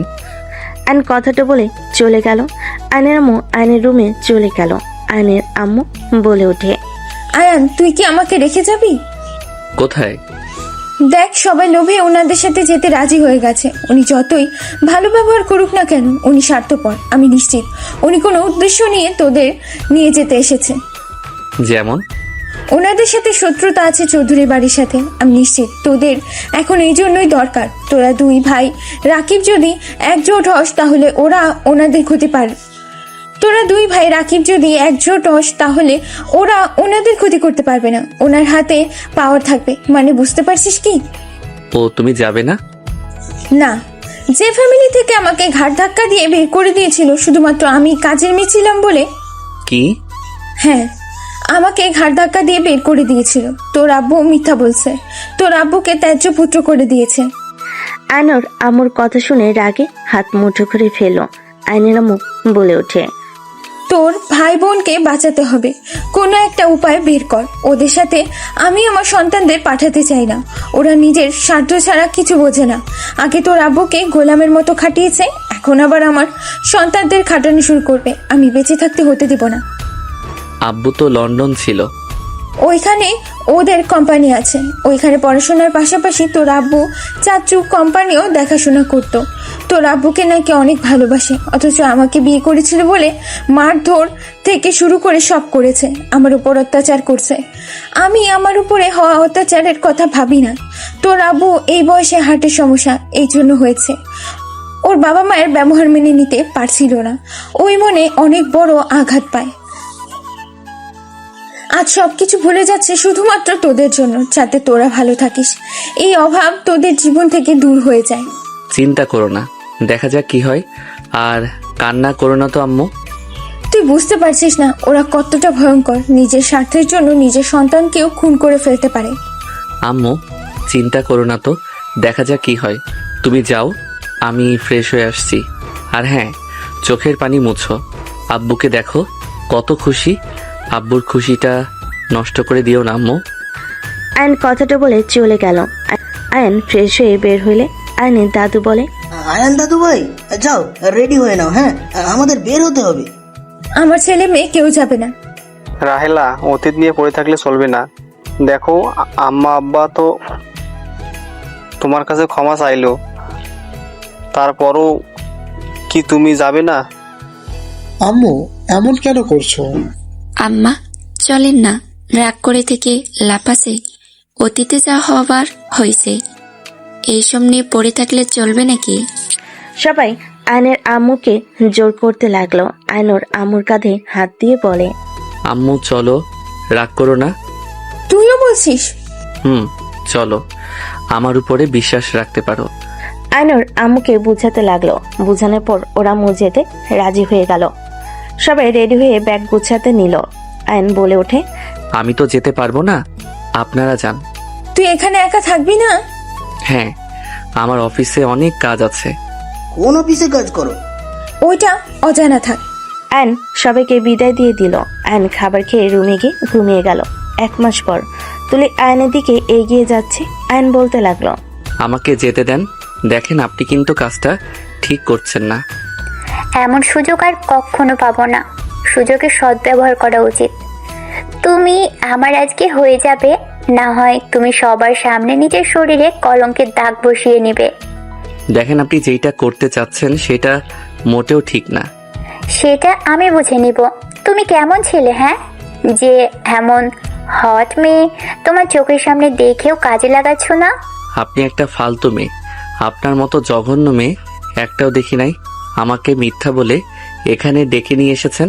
আয়ন আর কিছু বলতে যাবে, তুলি কারোর আসার শব্দ শুনে তুলি নিজের জামা ছিঁড়তে ছিঁড়তে বলতে লাগলো, আয়ান, আমার এমন সর্বনাশ করো না প্লিজ, আমায় দয়া করে ছেড়ে দাও। আয়ন তুলির কাছে গিয়ে কিছু বলবে, তার আগে দরজা খুলে সবাই ভিতরে ঢুকতেই তুলি আয়নকে ধাক্কা দিয়ে খাটের উপর ফেলে দিয়ে কান্না করতে করতে দৌড়ে গিয়ে নদীকে জড়িয়ে ধরল। আয়নকে ম্যানেজার এসে সজোরে ঘুষি মেরে বলে, ছি, তোকে তো ভালো ছেলে ভেবেছিলাম, আর তুই কি না, ছি, ভাবতে ঘৃণা হচ্ছে। বস ঠিক তোকে চিনেছিল। আমি জোর করে তোকে চাকরিতে রেখেছিলাম, আর যদি না রাখতাম তাহলে এমন কিছু হতো না। স্যার, আপনি আমাকে। আয়ন কিছু বলবে, তার আগে কয়েকটা এমপ্লয়ি এসে আয়নকে মারধর করতে লাগলো। তুলিকে নিয়ে যেতে লাগলো। নদী আয়নের দিকে তাকিয়ে থাকতে লাগলো। নদী সবাইকে বলে উঠল, সবাই ছাড়েন, ঘাট ধাক্কা দিয়ে বের করে দেন। ও হ্যাঁ, ছাড়েন আয়ন সাহেব, ফাইলগুলো নিয়ে এসে আমার কাছে দিয়ে যান। নদী কথাগুলো বলে চলে গেল। আয়ন নদীকে কিছু বলতে গিয়েও বলতে পারল না। আয়ন ওর থাকার রুমে চলে গেল। আয়ন ফাইলগুলো নিলে একজন বলে ওঠে, তাড়াতাড়ি যা লুচ্চা, বের হ, না হলে আরো মার খাবি। আয়ন কিছু না বলে ফাইল নিয়ে নদীর রুমের সামনে গেল। আয়নের হাত পা কাঁপতে লাগলো। আয়ন ভিতরে প্রবেশ করলে দেখে নদীর চোখ বয়ে পানি গড়িয়ে পড়ছে। আয়ন নদীর সামনে গিয়ে চোখের পানি মুছতে যাবে, সাথে সাথে নদী রেগে ঠাস ঠাস করে গালে থাপ্পড় মেরে বলল, এত যদি তোর আদর খেতে ইচ্ছে করে আমাকে একবার এসে বলতে পারতি। আমি তো তোর বউ, আমি কি তোকে আদর করতাম না? তুই কোন হিসাবে ওই মেয়েটার সাথে এমন কাজ করলি? তোর থেকে এমন কিছু আমি কোনোদিন আশা করি নাই। আব্বু ঠিক বলছে, আসলে তোর ভেতরে অনেক সমস্যা আছে। তোকে 1000বার বলার পরও তুই সেই তুলির সাথে নোংরামি করলি। কেন করলি এমন বল? নদী আয়নের কলার ধরে কান্না করতে লাগলো। আয়ন নদীকে ধরে তুলতে যাবে, নদীর সাথে সাথে ধাক্কা দিয়ে সরিয়ে দিয়ে বলে, ফাইলগুলো রেখে বের হয়ে যা। তোকে যেন আর কোনোদিন আমার চোখের সামনে না দেখি। তুই আসলে যে রূপ দেখাস সেই রূপ তোর আসল রূপ না। তুই আসলে নোংরা মন মানসিকতার মানুষ। তোকে আমি লয়াল সৎ দেখে তোকে ভালোবেসেছিলাম, কিন্তু এখন তো তোর আসল রূপ সামনে চলে আসলো। শোন, ডিভোর্স লেটার পাঠিয়ে দিস। তুই তো বলছিস পাঠিয়ে দিবি, দিস। আমার আর কোনো আক্ষেপ নেই, আমি অনেক খুশি হব। আমি তোমাকে কিছু বললে তুমি আমাকে বিশ্বাস করবে না আমি জানি, তাই আমি কিছু বলতেও চাই না। হ্যাঁ, আমি আসলে খারাপ, তোমার যেটা ভালো লাগে সেটাই ভাবো, কিন্তু আমি স্বামী হিসেবে সবসময় চেষ্টা করব তোমার বিপদে পাশে থাকার। আমি কখনোই তোমাকে বিপদে রেখে চলে যাব না। আমি তোকে আমার আশেপাশেও দেখতে চাই না। দয়া করে নাটক করিস না। তুই এখান থেকে যা, না হইলে আমি নিজেকে শেষ করে দিব। আইন কিছু বলতে যাবে, তখন তুলি রুমে চলে আসলো। আইন তুলিকে দেখে রাগে সজোরে থাপ্পড় মেরে দিল। তুলি নিজের কন্ট্রোল হারিয়ে পড়ে গেলে আইন বলে ওঠে, আমি কোনোদিন কোনো মেয়ের গায়ে হাত তুলি নাই, আজ তোর গায়ে হাত তুলতে বাধ্য হইলাম। তুই কাজটা ঠিক করলি না। সত্যি কখনোই চাপা থাকে না, একদিন ঠিক সত্যিটা বের হবে। ম্যাম দেখছেন, আমার এত বড় ক্ষতি করতে গিয়ে পারে নাই, দেখে আমাকে থাপ্পড় মারছে। আমার চোখে পানি ঝরিয়েছস, জীবনে তুই সুখী হতে পারবি না। আমি বলে দিলাম, ভালো থাক, আর ম্যামের কানে বিষ ঢালা বন্ধ করিস। অ্যান কথাগুলো বলে চোখের কোণার পানি মুছতে মুছতে চলে গেল। 5 বছর পর। দাদু ভাই কেমন আছো? আলহামদুলিল্লাহ, আপনি কেমন আছেন? আর এই শরীর নিয়ে এয়ারপোর্টে কি করছেন? আমার দাদু ভাই দেশে এসেছে, আর আমি কিনা আমার দাদু ভাইকে রিসিভ করতে আসবো না, তা কি হয়? হ্যাঁ, ধন্যবাদ। আয়ান কেমন আছো? আয়ন ওর আব্বুকে জড়িয়ে ধরে কৌশল বিনিময় করলো। 3 জন গাড়িতে উঠে পড়লো। 3 জন কথা বলতে বলতে চলে গেল। গ্রামে যেতে 4 ঘন্টা লাগে। গ্রামের ভিতরে ঢুকতেই স্কুল ঘরের কাছে মানুষের ভিড় দেখে 3 জন গাড়ি থেকে নেমে পড়লো। আয়ান বলে ওঠে, আপনার এখানে দাঁড়ান, আমি দেখছি। আয়ান ভিড় ঠেলে ভিতরে ঢুকতেই আয়ান চমকে গেল। আয়ান দৌড়ে গিয়ে রায়হান খানকে ধরে বলল, আম্মু কি হয়েছে আপনার? চাচ্চু চোখ খুলেন। আয়ন ওর চাচুকে কোলে তুলে নিয়ে গাড়িতে তুললো। আয়নের আব্বু দাদু তাড়াতাড়ি করে গাড়িতে উঠে পড়লো। হসপিটালে দিকে যেতে লাগলো। আয়নের চাচুকে হসপিটালে ভর্তি করিয়ে দিল। আয়নের দাদু কান্না করতে করতে বলতে লাগলো, আমার ছেলেকে একা পেয়ে ওরা কি হাল করেছে, আমার ছেলে কি ক্ষতি করেছে ওদের, এভাবে ওরা আমাদের ক্ষতি করে, আর তুই বলস আমি ইচ্ছে করে ঝামেলা করি। দেখ তোর ভাইয়ের কি অবস্থা। আব্বা কান্না থামান, ভাইয়ের কিছু হবে না, ঠিক হয়ে যাবে। রায়হানকে তো বলে গেছিলাম ওই দিকে যেন না যায়, ও কখনোই ওর বোনকে রায়হানের সাথে বিয়ে দিবে না। আমার কোনো কথা শুনে কি হই? আয়ন সবার কথা শুনে বুঝতে পারলো কাহিনীটা কি। আয়নের চাচু জ্ঞান ফেলে আয়ন কেবিনে চলে গেল। আয়ন কেবিনে গেলে রায়হান আর আয়নকে দেখে বলে, আয়ন বাবা কখন আসলে? চাচু আমার সাথে চলেন। রায়হান ঠিক আছিস বাবা? আব্বা, ওরা সোনালিকাকে জোর করে বিয়ে দিবে আজকে। আব্বা আমি সোনালিকা ছাড়া বাঁচবো না। আব্বা তুমি কিছু একটাই করো। রায়হান কান্না করতে লাগলো। আয়ন রায়হান খানকে বলে, চাচু ওঠেন। আয়ন রায়হান খানকে ধরে নিয়ে যেতে লাগলে। আয়নের আব্বু বলে, আয়ান কোথায় নিয়ে যাস? ওই রাস্তায় আর একটু রেস্ট দরকার আছে। অনেক রেস্ট নিয়েছে, এখন রেস্ট নেওয়ার সময় না। আয়ন রাকিবকে কল দিয়ে বলল, চাচুর বাইকটা হসপিটালের সামনে নিয়ে আয়। তুই দেশে কবে এসেছিস? এত কথা শুনতে চাই না, তাড়াতাড়ি বাইক নিয়ে আয়। আমি সামনে আছি, হসপিটালের দিকে আছি, 1 মিনিট লাগবে। রাকিব কথা বলতে বলতে চলে আসলো। আয়ন রাকিবকে বলল, দাদু আব্বুকে নিয়ে বাসায় চলে যা। আয়ন বাইকে উঠে পড়লে রায়হান কিছু বলবে, তার আগে আয়ন উঠতেই ইশারা করলো। রায়হান খান উঠে গেল। আয়ন বাইকে স্পিড চালিয়ে সোজা চৌধুরীর বাড়িতে চলে গেল। রায়হান খান অবাক হয়ে বলল, বাবা কি করছিস? এখান থেকে চল, আমাদের উপরে হামলা করবে। দেখা যাক, চলেন। আয়ন রায়হানের হাত ধরে গেটের সামনে চলে গেল। বডিগার্ড কিছু বলতে যাবে, আয়ন সবগুলো এক এক করে নাকে ঘুষি মেরে ভিতরে চলে গেল। রায়হান খান অবাক হয়ে তাকিয়ে আছে। আয়ন সবার সাথে ফাইট করতে লাগলো। রায়হান খানও যেতে লাগলো। আয়ন সদর দরজায় লাথি দিয়ে খুলে ফেল। দরজার পাশে থাকা সবাই পড়ে গেল। আয়ন রায়হান খানকে নিয়ে ভিতরে গেলে দেখে বড় সাথে কাজী বসে আছে, আরো কিছু মানুষ দাঁড়িয়ে আছে। বসে যে আছে মহিলাটা কান্না করছে। রায়হানকে দেখে বসাজা মহিলাটা বলে, রায়হান। সোনালি আন্টি, আপনি আমার কাকিমা হবেন, আজকে আপনার হাতে শেষ চান্স। আয়নকে এক এক করে সবাই মারতে আসলে আয়ন ফাইট করতে লাগলো আর বলতে লাগলো, আন্টি তাড়াতাড়ি বলেন, আপনি কি আমার কাকিমা হবেন কিনা? রায়হান, ছেলেটাকে নিয়ে চলে যাও। তোমার কি মাথা খারাপ হয়ে গেছে? ভাইজান ওকে মেরে ফেলবে। কোথায় আপনার ভাইজান? ডাক দেন। নিচে মারামারির শব্দ শুনে উপর থেকে সবাই নামতে লাগলো। আয়নকে পিছন থেকে কেউ মারতে যাবে, সাথে সাথে আয়ন লোকটাকে ধরে আচ্ছা মতো মুখে ঘুষাতে লাগলো। হঠাৎ কারোর কণ্ঠ শুনে আয়ন পিছনে ঘুরে সামনে থাকা মানুষগুলোকে দেখে থমকে গেল। আয়ন বলে উঠল, স্যার আপনি? হ্যাঁ আমি। তুমি এত বড় সাহস আমার বাড়িতে এসে মারামারি করছো? এইটা আপনার বাড়ি? হ্যাঁ, তুমি এখানে কি করছো? স্যার উনি আন্টিকে ভালোবাসে, ওনাদের ভালোবাসা মেনে নেন। তুই কে রে যে তোর কথা শুনে আমি ওনাদের মেনে নিতে হবে? উপর থেকে কথাগুলো বলে নদী নামতে লাগলো। আয়ন বলে ওঠে, ম্যাম, ভালোবাসার ভিতরে বাধা হয়ে দাঁড়াবেন না। কিসের ভালোবাসা? শত্রুর বাড়িতে এই বংশের কোনো মেয়ের বিয়ে হবে না। নিজেদের ভালো চাইলে এখান থেকে চলে যা। আমি কখনোই নিজের ভালো চাই নাই। সরি, আপনার কণ্ঠ শুনে বোঝা যাচ্ছে আপনারা রাজি হবেন না, কিন্তু আমি আমার কাকিকে এখান থেকে নিয়ে যাব। সাহস থাকলে নিয়ে যা। রায়হান, চুপচাপ দাঁড়িয়ে আছো কেন? ওকে নিয়ে এখান থেকে চলে যাও। আমি তোমাকে ভালোবাসি না, প্লিজ এখন এখান থেকে চলে যাও। চাচ্চু, ওনাকে কোলে তুলে নেন, বাকিটা আমি দেখছি। দেখেন এখন সময়, তাড়াতাড়ি তাকিয়ে আছেন কেন? তাড়াতাড়ি করেন। রায়হান খান সোনালির কাছে গিয়ে কোলে তুলে নিল। নদীর আব্বু বডিগার্ডদের ইশারা করলে আয়ন হঠাৎ করে একজন আয়নের হাতে চাকু দিয়ে আঘাত করলে নদী চিৎকার দিয়ে বলে ওঠে, আয়ান। নদী এগিয়ে যেতে যাবে, সাথে সাথে নদীর আব্বু নদীর হাত ধরে ফেল। আয়ন ঘুরে যে চাকু দিয়ে আঘাত করে তাকে মারতে লাগলো। লাস্টের দিকে নদীর আব্বু মারতে লাগলো। আয়ন কিছু না বলে মার খেতে লাগলো। আয়ন রায়হানের দিকে চাবি দিয়ে বলে, চাচ্চু ওনাকে নিয়ে চলে যান, আমি বাকিটা দেখছি। আমি তোমাকে ছেড়ে যেতে পারবো না। আমার কসম, এখান থেকে আপনারা চলে যাবেন, না হইলে আমি নিজের ক্ষতি করব।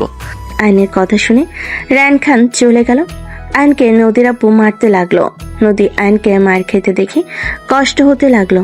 নদী চুপচাপ মার খাওয়া দেখতে লাগলো। ওনা খামসি দিয়ে ধরে থাকতে লাগলো। আয়নকে মারতে মারতে ফ্লোরে ফেলে দিল। আয়নের মুখ দিয়ে রক্ত পড়তে লাগলো। আয়ন রক্তের থুতু ফেলে দিয়ে বলতে লাগলো, আঙ্কেল, ওই ফ্যামিলির প্রতি যত রাগ আছে সব আমার উপরে ঝেড়ে ফেলেন। আমি ওই বাড়ির সন্তান, ওই বাড়ির রক্ত বইছে।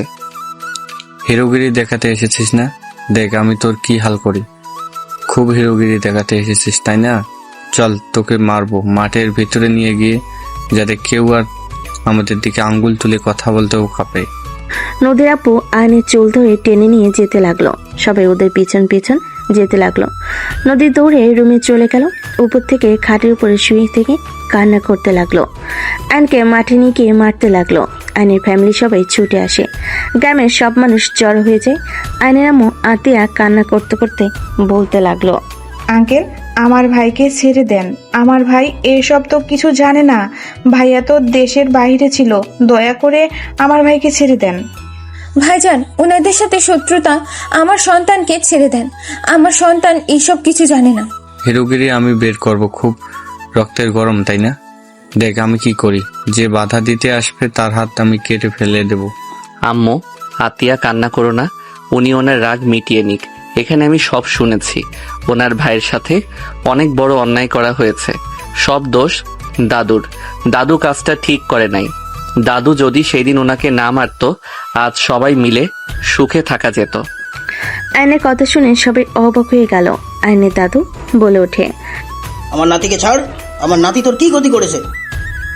ওর সাহস দেখে বাঁচি না। আমার চোখের সামনে আমার বাড়িতে গিয়ে আমার বডিগার্ডদের মেরে মাটিয়ে ফেলে দিয়েছে। আমার বোনকে কিডন্যাপ করছে, আমি ওকে মেরে ফেলবো। আপনার বোন আমার এখন স্ত্রী, আমরা বিয়ে করে এসেছি। আপনার বোনকে কোনো কিডন্যাপ করা হয় নাই। রায়হানের কথা শুনে নদীরা বুড়ে গিয়ে সোনালীকে মারতে যাবে, সাথে সাথে রায়হান হাত ধরে ফেল। নদীর আপু বডিগার্ড গুলোকে ইশারা করলে এক এক করে সবার গলায় চাকু ধরলো। সবাই ভয়ে ঢোক গিলতে লাগলো। নদীর আপু হাসতে হাসতে বলে, এই দিনটার অপেক্ষা ছিলাম। একসাথে পুরো ফ্যামিলিকে আমি শেষ করে দেবো। আঙ্কেল, আমাকে মারতে দিয়েছি, দেখেন আমার ফ্যামিলির কিছু হইলে আমি কাউকে ছাড়বো না। আয়নের কথা শুনে নদীর আপু রেগে সজোরে খুশি মেরে বলে, কি করবি তুই? হ্যাঁ আঙ্কেল, আমার ভাইকে ছাড়েন, আর কত মারবেন ওকে? দেখেন আপনার সাথে আমার ঝামেলা করতে আসে নাই। কি করতে এসেছিস তাহলে? শুন, তোদের সবাইকে ছেড়ে দিতে পারি যদি তোর দাদু পুরো গ্রামের সামনে কান ধরে ক্ষমা চায়, তাহলে সবাইকে ক্ষমা করে দেবো। আঙ্কেল, রেগে চিৎকার দিয়ে আঙ্কেল বলাতে নদীর আপু রেগে বলে ওঠে, তোর মুখ অনেক চলে তাই না? তোকে আগে আমি ঠিক করে নেই, তারপর বাকিদের দেখ। আইন নদীর আপু লাঠি দিয়ে মারতে যাবে, সাথে সাথে পিছন থেকে কেউ লাঠি ধরে ফেল। সবাই অবাক হয়ে গেল। আতিয়া চোখ বড় বড় করে ফেল। নদীর আব্বুর পিছনের দিকে তাকাতেই দেখে নদী। নদীর আব্বু রেগে বলে ওঠে, তুই এখানে কি করিস? আর তোর সাহস কি করে হয় আমার লাঠি ধরার? আব্বু ওদের ছেড়ে দাও, আয়ানকে অনেক মেরেছো, কম মারো নাই, সমান সমান হয়ে গেছে। চাচুকে ওনারা যেভাবে মেরেছিল তার থেকে দ্বিগুণ আয়ানকে মেরেছো। আমি ওদের লাশ দেখতে চাই, তুই এখান থেকে চলে যা। নদীর আব্বুকে নদী ধাক্কা মেরে ফেলে দিল। আয়নকে মারতে যাবে, সাথে সাথে নদী উঠে ওর আব্বুর পা জড়িয়ে ধরে বলে, আব্বু দয়া করে ওকে ছেড়ে দাও। আব্বু তুমি ওর গায়ে মারলে সব ব্যথা আমার শরীরে এসে পড়ছে আব্বু, আমি আর সহ্য করতে পারছি না। ওকে মারার আগে আমাকে মারো আব্বু, তুমি দয়া করে আমাকে মেরে ফেলো, তাও ওর গায়ে হাত তুলো না, আমার নিঃশ্বাস বন্ধ হয়ে যাচ্ছে আব্বু। নদীর কথা শুনে সবাই অবাক চোখে তাকিয়ে দেখতে লাগলো। নদীর আব্বু রেগে বলে, তো লজ্জা করে না এইসব কথা বলতে? তুই কি ভুলে গেছস ওই কতটা খারাপ? আমি ভুলি নাই, তাও আব্বু ওকে ছেড়ে দাও, আমি ওকে এভাবে দেখতে পারবো না। নদীর আপু নদীর কোনো কথা না শুনে লাঠি দিয়ে মারতে গেলে আয়নকে নদীকে জড়িয়ে ধরে নদীর পিঠে আঘাত পেলে আয়ন বলে উঠল, নদী এই সামনে থেকে সর, না হলে আরো মারবো তোকে। কিন্তু যা ইচ্ছা করো, আমি তাও ছাড়বো না। আমাকে মারতে মারতে মেরে ফেলো, আমি এইভাবে ওকে মার খেতে দেখার ক্ষমতা আমার নেই। নদীর আব্বু রেগে নদীকে মারতে লাগলো। আয়ন সহ্য করতে না পেরে নদীর আব্বুর নাম ধরে জোরে চিৎকার দিয়ে বলল, শফিক চৌধুরী, আপনাকে আমি নদীর আব্বু বলে সহ্য করে গেছি, আর একটা বাড়ি আমার প্রিয় মানুষের শরীরে পড়লে আমি সবকিছু ভুলে যাব। নদী আয়নের হাতের বাঁধন খুলে দিয়ে মাটিতে পড়ে গেল। আয়ন তাড়াতাড়ি করে নদীকে ধরে বলল, নদী, আমি তো খারাপ ছেলে, আমার জন্য কেন নিজে মাইর খেলে? আমি তো তোমাকে কথা দিয়েছিলাম তোমার বিপদে পাশে থাকবো, আজ তো দেখি সব উল্টা, আমি নিজেই তোমার বিপদে ফেলে দিলাম। নদী চোখ খুলো না, নদী, এই নদী চোখ খুলো না, তোমার কিছু হইলে আমার কি হবে? নদী চোখ খুলো না। আর নদীকে জড়িয়ে ধরে কান্না করতে করতে বলতে লাগলো, আর নদীর সারা মুখে চুমু দিতে লাগলো। নদীর আব্বু ধরতে যাবে, আর সাথে সাথে ধাক্কা দিয়ে বলে, আপনি কি মানুষ নামের জানোয়ার? নিজের মেয়েকে মারতে একটু কি বিবেকে বাঁধলো না? আমার ভুল, আপনি তো নিজের স্বার্থ ছাড়া কিছু বুঝেন না।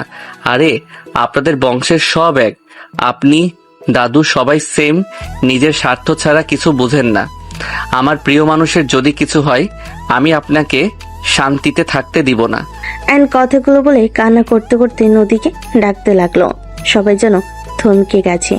নদীর আম্মু বলতে লাগলো, দেখো, আজ তোমাকে আমি বলছিলাম না আমার মেয়ে ভুল কাউকে বেছে দেয়নি।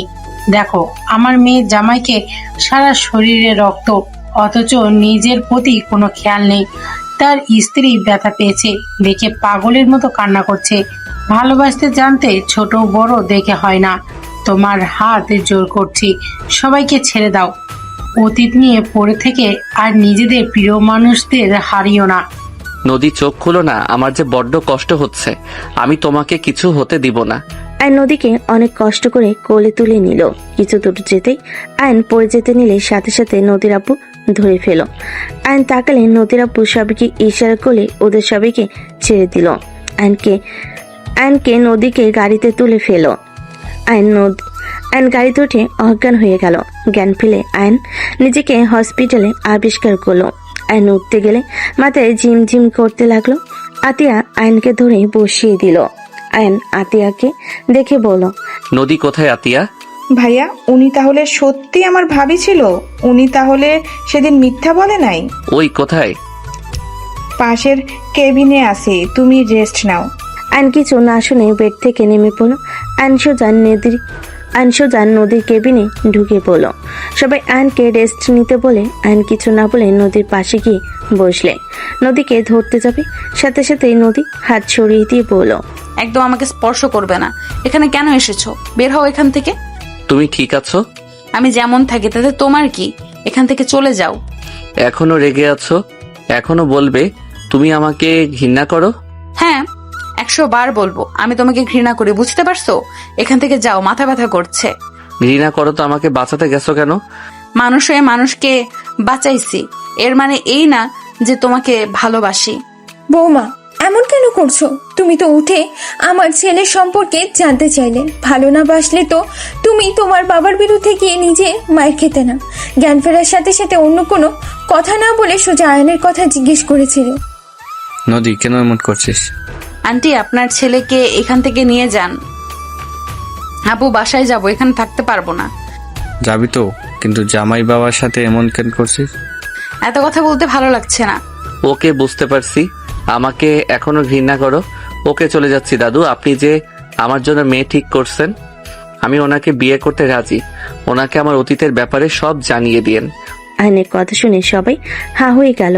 নদী রেখে লাথি মেরে আইনকে ফেলে দিয়ে বলল, লুচ্চা, এখান থেকে যা। তুই যাকে ইচ্ছা বিয়ে কর, আমার সামনে থেকে যা। আইন ফুলের উপরে বসে থেকে হাসতে লাগলো। নদী রেখে পেট থেকে নেমে রেখে কান্না করে বলতে লাগলো, আব্বু লুচ্চাকে হাসতে বারণ করো, আমার কিন্তু অনেক ব্যথা করছে শরীর। রাগ কিন্তু হচ্ছে, ওকে এখান থেকে বের করে দিবে। আয়ান, হাসিস কেন? আইন উঠে ওর দাদুকে আবার বিয়ের কথা বলাতেই নদী আবার রেখে লাথি মারল পিছনে। আইন বলে উঠল, ওই মারেন কেন? আপনাকে কেউ অনুমতি দিয়েছে আমাকে মারার? আপনার সাথে আমি কথা বলছি। আমার কেবিন থেকে বের হও। লুচ্চা, তোর হবু বউয়ের কাছে গিয়ে বল, যা ভাগ। নদীর কথায় সবাই বুঝতে পেরে মিটিমিটি হাসতে লাগলো। আতিয়া বলতে লাগলো, কেমন যেন পড়া পড়া গন্ধ বের হচ্ছে। হ্যাঁ, আমিও পাচ্ছি। কই পাচ্ছি ভালো করে, শোকেন বুঝতে পারবেন। আতিয়া, তুই তো নতুন ভাবি চাস, তাই না? হ্যাঁ। আতিয়া, তুমিও আমাকে চাও না? কি করব, আপনি তো ভাবিকে ঘৃণা করেন, সেখানে ভাইয়াকে তো আর সারা জীবন সিঙ্গেল রাখা যায় না। ওকে ভালো, এখান থেকে নিয়ে যাও। আর তুমি সুন্দর অল্প বয়সের ভাবি দেখো, আর আমার মতো বুড়া মেয়ের সাথে বিয়ে দিও না, যে পরে অন্য কোনো কম বয়সের নারীর কাছে যাবে। নদীর কথা শুনে আইনের রাগ হলো। আইন নদীকে বলল, জাস্ট শ্যাট আপ। নদী বুড়ি মানে কি? ফাইজলামি করো। কত বয়স হয়েছে তোমার? হ্যাঁ, যত সব ফালতু কথা। আর তুমি যেটা জানো সেইটা সম্পূর্ণ ভুল। আমি তোমার সামনে প্রমাণ ছাড়া কিছু বলতে চাই না। আমি খুব তাড়াতাড়ি তোমাকে প্রমাণ করে দিব আমি ওই কাজ করি নাই। আইন কথাটা বলে চলে গেল। নদীর আপু বলে ওঠে, নদী, আয়ান কি করেছে? কেন আয়ানকে ঘৃণা করিস তুই? কিছু না, এখান থেকে যাও তো, ভালো লাগছে না। আমি জানি না আয়ান কি করছে, কিন্তু আমি একটা কথা গ্যারান্টি দিয়ে বলতে পারি, আমার সন্তান কখনোই অন্যায় কাজ করতে পারে না, যেটা করলে তার প্রিয় মানুষরা কষ্ট পাবে। তোমার ছেলে যে কি কি করতে পারে তা আমার বোঝা হয়ে গেছে। কাউকে না জানিয়ে বিয়ে করে বসে আছে, তার থেকে আর কি আশা করা যায়? আমি জানতাম ওদের বিয়ের ব্যাপারে, কিন্তু এটা জানতাম না সেই মেয়ে আর কেউ না, নদী।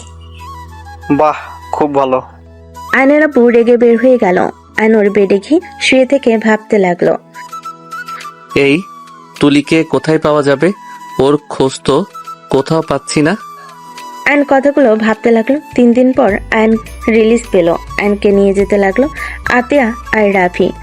আইন রাফিকে বলতে লাগলো, ভাবির সাথে এত ঝগড়া করো কেন? এখন তো টাকা পয়সারও অভাব নাই, তাও ঝগড়া কেন করো? সারাদিন বকবক করলে মেজাজ খারাপ কার হবে না? আর কাজ বাদ দিয়ে ওকে নিয়ে ঘুরতে যাবো নাকি? সপ্তাহে একদিন তো ছুটি পাও, সেই দিন ঘোরাতে নিয়ে গেলে কি ক্ষতি হবে? আর বউয়ের বকবক যদি সহ্য করতে না পারো, তাহলে কেমন মানুষ তুমি? বাহিরে কিভাবে সবকিছু সামলাও? নি কেন জ্ঞান দিস না ভাবিস চামচা। আইন দাঁতে দাঁত চেপে হাসতে লাগলো। রাফি আতিয়াও হাসলো। 3 জন গাড়িতে উঠে পড়লো। আইন বলে ওঠে, রাকিবের বাচ্চা কি বউয়ের আঁচল ছাড়ে না নাকি? নতুন বিয়ে হয়েছে, একটু তো এমন করবে। আমাদের বংশের ছেলেদের সমস্যা আছে, যে যেমন পারে বিয়ে করে ফেলে ফ্যামিলি ছাড়া। তুমি একমাত্র আছো যে রিলেশন করে বাবা মাকে জানিয়েছো। তোর এটাই তো একটু ভিন্ন ছিল, বাট তুই যাহা করছস, অফিসের বসকে বিয়ে করে ফেলছস। রাফি কথাগুলো বলে হাসতে লাগলো। 3 জন কথা বলতে বলতে বাসায় চলে গেল। বাসার ভিতরে গেলে 3 জন নেমে পড়লো। 3 জন বাসার ভিতরে চলে গেল। বসার ঘরে গেলে দেখে নদীর আব্বু আম্মু, ওর ফ্যামিলি মানুষজন, সাথে সাথে আইনের ফ্যামিলি মানুষ বসে আছে। রাকিব আইনকে দেখে কিছু বলার আগেই আইনের চোখ ওর পাশের মেয়েটার কাছে গেল। আইন রেগে মেয়েটার কাছে গিয়ে সজোরে থাপ্পড় মেরে দিল। পুরো বাড়িটা চুপ হয়ে গেল। আইন বলে ওঠে, তোকে তো খুঁজছি, নদীকে সব সত্যি বলবি। না হইলে তোর খবর আছে। সেই দিন কিছু না বলে ছেড়ে দিয়েছিলাম। নদীকে সত্যিটা বল, না হইলে আমাদের থেকে খারাপ আর কেউ হবে না। আয়ান, আয়ান আমাকে ক্ষমা করে দাও। আমি তোমার গায়ে কলঙ্ক লাগাতে চাইনি, আমাকে তুমি ক্ষমা করে দাও। কিসের ক্ষমা তোমার জন্য? আমি সবার সামনে কলঙ্ক দাগ নিয়ে ঘুরছি। আমার স্ত্রীর চোখে আমি একজন খারাপ মানুষ হিসেবে আছি। শুধুমাত্র তোমার জন্য আমার স্ত্রী থেকে আমি 5 বছর ধরে আলাদা হয়ে আছি, আর তুমি আজকে বলছো কলঙ্ক দাগ লাগাতে চাও নাই। শুনো, সেই দিন সব সত্যি কথা আমার স্ত্রীকে বলবে, না হইলে আমি তোমার ফ্যামিলির পিছনে লাগবো। আমার সংসার যদি ভেঙে যায় আমি তোমাকেও সুখে থাকতে দিব না। তুলি কি করছে? আয়ান, ওই তোকে কিসের কলঙ্কের দাগ দিয়েছে? এসব কি বলিস? আম্মু, তুমি ওকে চেনো নাকি? ওর নাম কিভাবে জানো? আর ওয়েট, তুমি এই বাসায় কি করো? নদীর সাথে এসেছো নাকি? বাট আমি তো খোঁজ নিয়ে দেখেছি, আমি কোম্পানি থেকে বের হয়ে যাওয়ার পর তুমি কিছু মাস পর চাকরি ছেড়ে দিয়েছো। আয়ান, তুলিকে ভুল বুঝো না, আমি তোমাকে সবকিছু বলছি। কি বলেন চাচ্চু? আয়নের কথা শুনে রায়হান মাথা নিচু করে নিচের দিকে তাকিয়ে একবার আয়ন আরেকবার তুলির বাবা মায়ের দিকে তাকিয়ে তারপর বলল, আসলে আয়ান, তুলির কোনো দোষ নাই, সব দোষ আমার। আমি সব নষ্টের মূল। মানে কি সোজাভাবে বলেন তো, কাহিনী কি? তুলির দোষ নাই? আমি ঠিক বুঝতে পারছি না। আর তুলিকে আপনারা কিভাবে চেনেন? কোম্পানিতে একবার আমি মিটিং ওইখানে গেছিলাম, তুলি তো কখনো যায় নাই। তুলি তো আমার স্ত্রী, আর তুলি তো ছোট ফুপুর মেয়ে। ওকে আমাদের ফ্যামিলি ছাড়া কেউ চিনে না। ওই ছোটবেলা থেকেই ওর ছোট চাচুর কাছে থাকতো। কি? আয়ান, আমি সব খুলে বলি। বলেন শুনি। আয়ন তাকাতেই রায়হান বলে ওঠে, তুলি যা করছে সবকিছু প্ল্যান করা ছিল। তুমি নদীর কোম্পানির বিশ্বস্ত ছিলে, তুমি মেধাবী আর কোম্পানির ব্যাপারে অনেক ভালো বুঝতে। আমি কখনোই এমন এমপ্লয়ি দেখি নাই, মালিকের থেকে সেই ভালো এক্সপ্লেন করতে পারে। তোমার সবকিছু আমার অনেক ভালো লেগেছিল। আমি তোমাকে আমাদের কোম্পানিতে নিতে চাইছিলাম। আমি চাই না ওদের কোম্পানিতে তুমি থাকো। ওরা যত লস করবে তত আমার জন্য ভালো। তুমি আর ম্যানেজার মিলে কোম্পানিটায় অনেক ভালো কাজ করেছিলে। আর কিছু বলতে যাবে তখন আয়ন রেগে বলে ওঠে, ব্যাস, আর কিছু বলা লাগবে না। যা বোঝার আমার বোঝা হয়ে গেছে। আর তুলি, তুমি যদি আমার নিজের বোন হইতে আমি তোমাকে এখন কেটে নদীতে ফেলে দিতাম। তুমি যে কাজগুলো ওনার কথায় করতে গেছো, আমার জায়গায় যদি অন্য কেউ থাকতো তাহলে তোমার সাথে কি হইতো বুঝতে পারছো? আয়ন মারতে যাবে, তুলি ভয়ে চোখ বন্ধ করে কান্না করতে লাগলো। আয়ন হাত থামিয়ে বলল, নেক্সট টাইম যদি এসব উল্টাপাল্টা কোনো কাজ করতে দেখি। সরি, আমাকে ক্ষমা করে দাও। তুলি আয়নকে জড়িয়ে ধরে কান্না করতে লাগলো। আয়ন তুলিকে নিজের থেকে সরিয়ে দিয়ে বলল, কান্না বন্ধ করো। একটা ভুল কিন্তু সারা জীবনের কান্না হয়ে দাঁড়ায়। আর চাচ্চু, আপনি যদি এখন আমার চাচ্চু না হয়ে ভাই হইতেন, আপনাকে মেরে আমি মাটিতে ফেলে রাখতাম। হিংসা জিনিস খুব খারাপ। অন্য ক্ষতি করলে নিজের ক্ষতি হবে, মাথায় রাখবেন। আমি জানতাম না যে তুমি আর কেউ না, আমার ভাতিজা। চুপ করেন। আমি আপনার ভাতিজা হই বা না হই, আপনি কেন এমন কাজ করলেন? মেজাজ এতটা গরম হচ্ছে না? দূর, সামনে থেকে সরো তো। আয়ন তুলিকে ধাক্কা দিয়ে সরিয়ে দিল। আয়ন রুমে চলে গেল। নদী তুলি আর রায়হানের দিকে তাকিয়ে বলল, তার মানে সেদিন আয়ান কিছু করে নাই? তুমি ওর নামে মিথ্যা বলেছিলে শুধুমাত্র আমি যেন ওকে কোম্পানি থেকে বের করে দেই। তুমি একবার ভেবে দেখেছো তুমি ওকে সবার সামনে খারাপ বানিয়েছো? আয়ানের সাথে এমন কিভাবে করতে পারলে? আয়ান তোমার কি ক্ষতি করেছে? তোমাদের শত্রুতা আমাদের উপরে ছিল। ওই সরল ছেলেটাকে টার্গেট কিভাবে করতে পারলে? তুমি আমার আগের স্বামীকে ফিরিয়ে দেবে। তোমাদের কারণে আয়ান আজ এত রাগী বদমেজাজি হয়েছে। ওই শান্ত ভদ্র একটা ছেলে ছিল।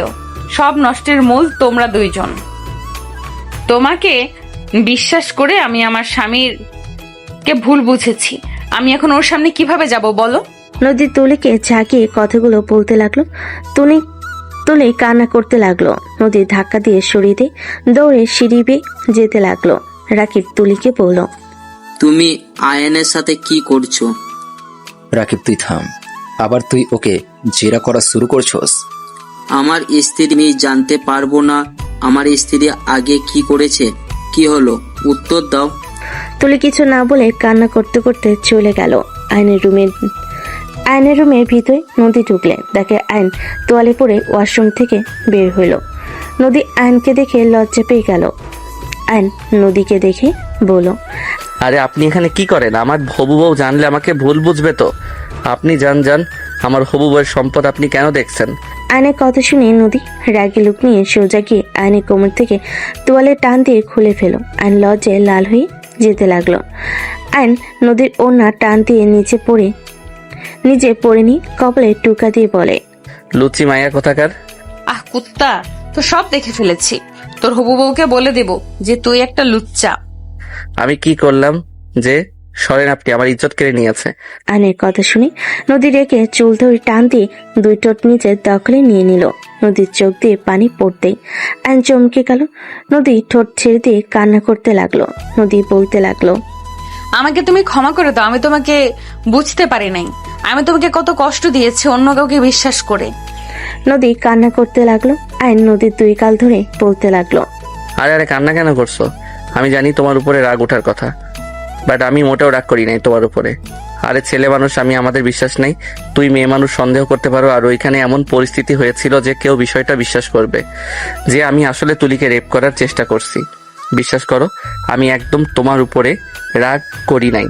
তুমি এত ভালো কেন আয়ন? অন্য কেউ হলে আমার সাথে কথাই বলতো না। যে স্ত্রী নিজের স্বামীকে চিনতে পারে না, অন্য কথা শুনে স্বামীকে ভুল বুঝে, সেই আবার কেমন স্ত্রী? আরে বাবা দেখি, কান্না করো না তো। তুমি কান্না করলে কি আমার ভালো লাগবে বলো? আর আমি তোমার প্রতি কষ্ট পেতাম, কিন্তু 3 দিন আগে তোমার ব্যবহার দেখে আমি খুব অবাক হয়ে গেছিলাম। আমাকে ঘৃণা করার সত্ত্বেও তুমি আমার পাশে ছিলে, আমার জন্য মাইর খাইলে। আর তোমার কি দোষ বলো? আমার সাথে তোমার তেমন ভালো সম্পর্ক গড়ে ওঠে নাই। বিয়ে করেও আমরা সিঙ্গেলদের মতন জীবনযাপন করতাম। আমাকে চেনা বা তোমাকে চেনার মতো করে সময় কাটানো হয় নাই, সেখানে আমার প্রতি তোমার ভুল বোঝাবুঝি থাকবে। আয়নের কথা শুনে নদী শক্ত করে জড়িয়ে ধরে বলতে লাগলো, আই লাভ ইউ। আমি আর কখনোই তোমাকে ভুল বুঝবো না। আমি তোমাকে অনেক অনেক ভালোবাসি। যত যাই হয়ে যাক, আমি তোমার হাত কখনোই ছাড়বো না। সারা জীবন তোমার সাথে থাকতে চাই আয়ান। আয়ন নদীকে নিজের বুকের সাথে জড়িয়ে ধরে কপালে চুমু দিয়ে বলে, I love you too senior বউ পাখি। আমিও তোমার হাত কখনো ছেড়ে দিব না। মৃত্যুর আগ পর্যন্ত আমি তোমার সাথে থাকবো। আর একটা কথা মনে রেখো, ছেলেদের ভিতরে মাঝে মাঝে রূপ চেঞ্জ হয়ে যায়, বাট বিশ্বাস করো আমি নিজেকে কন্ট্রোল করতে পারি। আর আমার স্ত্রী থাকার শর্তে আমি কেন অন্য কারো কাছে যাব বলো? আমার যত ভালোবাসা শুধু তোমার জন্য। ধন্যবাদ। আমার সম্পদ আমার জন্য রেখে দেওয়ার জন্য। পরনারীর স্পর্শ থাকলে তোমাকে খুন করে ফেলবো। আয়ন নদীকে ছেড়ে দিয়ে বুড়কুচকে তাকিয়ে বলে, সিনিয়র বউ থেকে খুনি বউ হতে চাচ্ছ নাকি? আয়নের মুখের ভঙ্গি দেখে নদী ফিক করে হেসে দিয়ে নাকে আলতো করে কামড় দিয়ে বলে, তোমাকে পাওয়ার জন্য আমি সব হতে পারি। তুমি আমার না হইলে আমি কারোর হইতে দিব না। নদীর কথা শুনে আয়ান ভাবতে লাগলো। ভেবে বলে, তুমি যদি অন্য কারো হতে না দাও তাহলে আমার হবু বউয়ের কি হবে? আয়নের কথা শুনে নদী রেগে গিয়ে মারতে যাবে। আয়ন দৌড়ে চলে গেল। নদী দৌড়াতে দৌড়াতে বলে, তোর হবু বউয়ের সাথে তোকে মেরে ফেলবো, দাঁড়া বলছি। আরে হাত থেকে লাঠি ফেলে দাও, এমনিতেই আমার শরীর ব্যথা হয়ে আছে। তাতে আমার কি? তোর হবু বউ আদর করে ঠিক করে দিবে তো, দাঁড়া বলতেছি। আয়ন সিঁড়ি দিয়ে নিচে নেমে গেলে সবাই ওদের দিকে তাকিয়ে থেকে অবাক হয়ে গেল। নদীর আপু বলতে লাগলো, এই নদী কি হয়েছে? এভাবে লাঠি নিয়ে দৌড়েছিস কেন? আব্বু তুমি ওর সামনে থেকে সরো, ওর মায়ের কম হয়েছে। কিরে সামনে আয়, সাহস থাকলে তোর মুখে মেরে মুখ ভেঙে ফেলবো। নদী তুমি রেগে আছো, এই বাড়ি একটা লাগলে আমি সত্যি উপরে চলে যাব। ওয়েট কর, তোর বিয়ে ঠিক কে যেন করছে, তাকে যে আমি কি করব। তোর হবু বউ তোকে আর যে বিয়েটা ধরছে তার হাড্ডিও আমি ভাঙবো। নদীর কথা শুনে আয়নের দাদু ভয়ে ঢোক গিলতে লাগলো। আয়নের দাদু আস্তে আস্তে চলে যেতে নিলে আয়ন বলতে লাগলো, দাদু বিয়ে ঠিক করছে, প্লিজ থামো। কি দাদু? নদীর দাদু দিকে তাকাতেই দাদু থেমে গিয়ে বলে, কিছু বলবে? আমার কানে কম শোনা শুরু করেছি। হ্যাঁ, আপনি আয়নের বিয়ে ঠিক করছেন? কি কও বুঝতে পারছি না, আমার কানে সমস্যা রয়েছে। হ্যাঁ আমি রুমে যাই। হ্যাঁ দাদু মিথ্যা বললেন না, আপনার কান কিন্তু একদম ঠিক আছে। আপনি তো কানে শুনছেন না, ওর কথা কিভাবে কানে শুনলেন? নদীর কথা শুনে ব্যবচাকা খেয়ে গেল। সবাই জোরে জোরে হাসতে লাগলো। আইন সোজা ওর আম্মুর পিছনে দাঁড়িয়ে আঁচল দিয়ে শরীর ঢাকতে লাগলো আর বলতে লাগলো, শ্বশুর মশাই আপনার মেয়ের মুখে কি মধুর সাথে লবণ দিয়েছিলেন নাকি মরিচের গুঁড়া? একবার চিনির মতো মিষ্টি হয়, একবার লবণের মতো কথা বলে, আবার যখন মাথার তার ছিঁড়ে যায় তখন শুকনা মরিচের মতো লাল হয়ে যায়। আয়নের কথা শুনে সবাই হাসতে লাগলো। নদীর আব্বু আম্মু হাসতে লাগলো। নদী রেগে গিয়ে বলে ওঠে, লুচ্চামি করবি আর আমি কিছু করলেই দোষ? আমি কই লুচ্চামি করছি? আমি তো জাস্ট একটু রাগানোর জন্য মজা করছি, তাই বলে এত রেগে যাও কেন? চুপ কর, তুই ওই মেয়ের প্রেমে পড়ছস, না হইলে সব জায়গায় ওর কথা বলছস, কথায় কথায় হবু বউ করস। বল কে ওই মেয়ে, আমি দেখতে চাই। নদী শান্ত হও, ওই তোমাকে রাগানোর জন্য এসব বলছে। ওর জন্য মেয়ে দেখতে চাইছিল আব্বাজান, বাট ওই সোজা না করে দিয়েছিল। বলেছিল ওই অন্য কাউকে ভালোবাসে, বিয়ে তাকেই করবে। পরে আর কোনো মেয়ে দেখা হয় নাই। আয়নের আম্মুর কথা শুনে নদী বলে ওঠে, কোন মেয়েকে ভালোবাসো? ওই যে আবার উল্টা ধরা শুরু করছে। আরে বাবা একটু ঠান্ডা হও না, আমার মান ইজ্জত শেষ করে দিতেছ। প্লিজ শান্ত হও, আমি আর তোমাকে রাগাবো না। আমি যাকে ভালোবাসি সেই তুমি, আমি তোমার কথাই বলছি। প্লিজ আমাকে যেতে দাও, আমার অবস্থার দিকে তো তাকাও। কি ব্যাপার ছোট ভাই, তোয়ালার লুঙ্গি উড়ে গেছে নাকি? নদীর ওড়না পরে আসো। সবাই আয়নের দিকে তাকাতেই আয়ন লজ্জায় লাল হয়ে গেল। নদীর মাথা ঠান্ডা হয়ে গেল। রাকিব তুলি হাসতে লাগলো আর নিচে নামলো। আয়ন তুলিকে দেখে আরো লজ্জা পেয়ে গেল। নদী বলে ওঠে, তুমি আমার ওড়না কখন নিলে? আর আমাকে রাগানোর কি দরকার ছিল? এখন থাকো আন্টির আঁচলের নিচে। ও থুক্কু, তোমার হবু বউয়ের নাম্বার দাও, আমি কল দিয়ে আসতে বলি। আরে বাবা আমার ভুল হয়েছে, ক্ষমা করো। আর হবু বউ কথা মুখে আনবো না, প্লিজ ক্ষমা করো ভাই। কি আমি তোমার ভাই লাগি? নদীর কথা শুনে আয়ন বলে ওঠে, আরে আমি কথায় কথায় ভাই বলছি। উফ শ্বশুর মশাই, এই তেরামাইয়া কই থেকে নিয়ে এসেছেন? এত তেরামি ধরে, অল্পতে ভুল ধরে। তোমার শাশুড়ি কোথা থেকে যে কুড়িয়ে আনছে কে জানে। আমাকে কুড়িয়ে নিয়ে এসেছো মানে? নদীমা থাম, এইবার আয়নকে যেতে দে, বেচারা লজ্জায় লাল হয়ে যাচ্ছে। যেতে দে, দেখি লাঠিটা। নদীর আম্মু লাঠি নিতেই আয়ন দৌড়ে সিঁড়িতে উঠে বলল, থ্যাংক ইউ শাশুড়ি আম্মু। আয়নের কাণ্ড দেখে সবাই হাসতে লাগলো। আয়নের ভাবি বলে, বাবা, আমার দেবরটা এত ভয় রাখে কেন? যাই বলো, আমার দেবরটা অনেক পরিবর্তন হয়েছে। আগের মতো গম্ভীরভাবে থাকে না, একা চুপচাপ থাকে না, অনেকটাই চেঞ্জ হয়ে গেছে। আরে আমাদের ভাই বলে কথা, পরিবর্তন হবে না? আর ম্যাম যে মানুষ। তুমি আমাকে মিথ্যা কেন বলছো? আমি তোমার সম্পর্কে ভাবি হই? সরি, আপনাকে তো ম্যাম বলে অভ্যেস, তাই। নদী সবার সাথে কথা বলতে লাগলো। আয়ন রুমে গিয়ে পোশাক পরিবর্তন করে জামা কাপড় বারান্দায় মেলে দিয়ে নিচে নেমে গেল। নদীকে ওড়না দিয়ে রাকিবকে বলল, রাকিব বের হব। কোথায় যাবি? নতুন হোটেল হয়েছে, ওইখানে এসেছে সবাই। হ্যাঁ সাজু সুজন সবাই এসেছে। তাড়াতাড়ি চল, আমাকে বারবার কল দিচ্ছে। কোথায় যাবে? একটু বাইরে যাব, ফ্রেন্ডদের সাথে তো দেখা করতে পারি নাই। সবাই এসেছে, আড্ডা দিতে যাব। আর রিল্যাক্সে থাকো, ওইখানে কোনো মেয়ে নাই। গুড। রাকিব রেডি হয়ে আসলে আয়ন রাকিবের সাথে বের হয়ে গেল। সবার সাথে দেখা করে আড্ডা দিতে লাগলো। আড্ডা দিয়ে রাত 1টায় আয়ন রাকিব বাসায় ফিরল। আয়ন রাকিবকে বলল, আস্তে আস্তে যায়, তো জোরে গেলে কারো ঘুম ভাঙলে চোর ভেবে মেরে দিতে পারে। হিহি, বউ জানলে মারবো, রাত অনেক করে ফেলেছি। হি হি হি, আমারটা মনে হয় ওর বাসায় চলে গেছে। থাক জায়গা। আয়ন চলে গেল।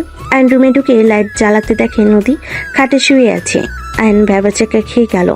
তাদের করে লাইট অফ করে দরজা লাগিয়ে দিয়ে আস্তে আস্তে নদীর পাশে শুয়ে পড়ল।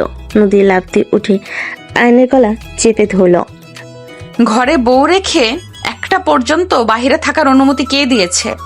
আয়ন ঢোক গিলে বলে, জান ঘুমাও নাই? বাসর করার জন্য অপেক্ষা করতে করতে 1টা বাজিয়ে ফেলছিস, এখন কি করতে মন চাচ্ছে বল? আয়ন নদীর কথা শুনে 2 হাত ধরে টান দিয়ে নিচে ফেলে দিয়ে উপরে উঠে দুহাত খাটের সাথে চেপে ধরে ঠোঁট জোড়া এক করে নিল। ঠোঁট ছেড়ে বলে, আমি কি জানতাম নাকি আমার বউ আমার জন্য অপেক্ষা করছে? জানলে তো আগেই চলে আসতাম। যাই হোক, এখনো সারা রাত পড়ে আছে। আদর করতে দিব না, ছাড়ো। তাই নাকি? দেখি কে আদর করতে দেয় না। আয়ন কথাটা বলে নদীর উপর ঝাঁপিয়ে পড়লে নদী আয়নের উপর ঝাঁপিয়ে পড়ল।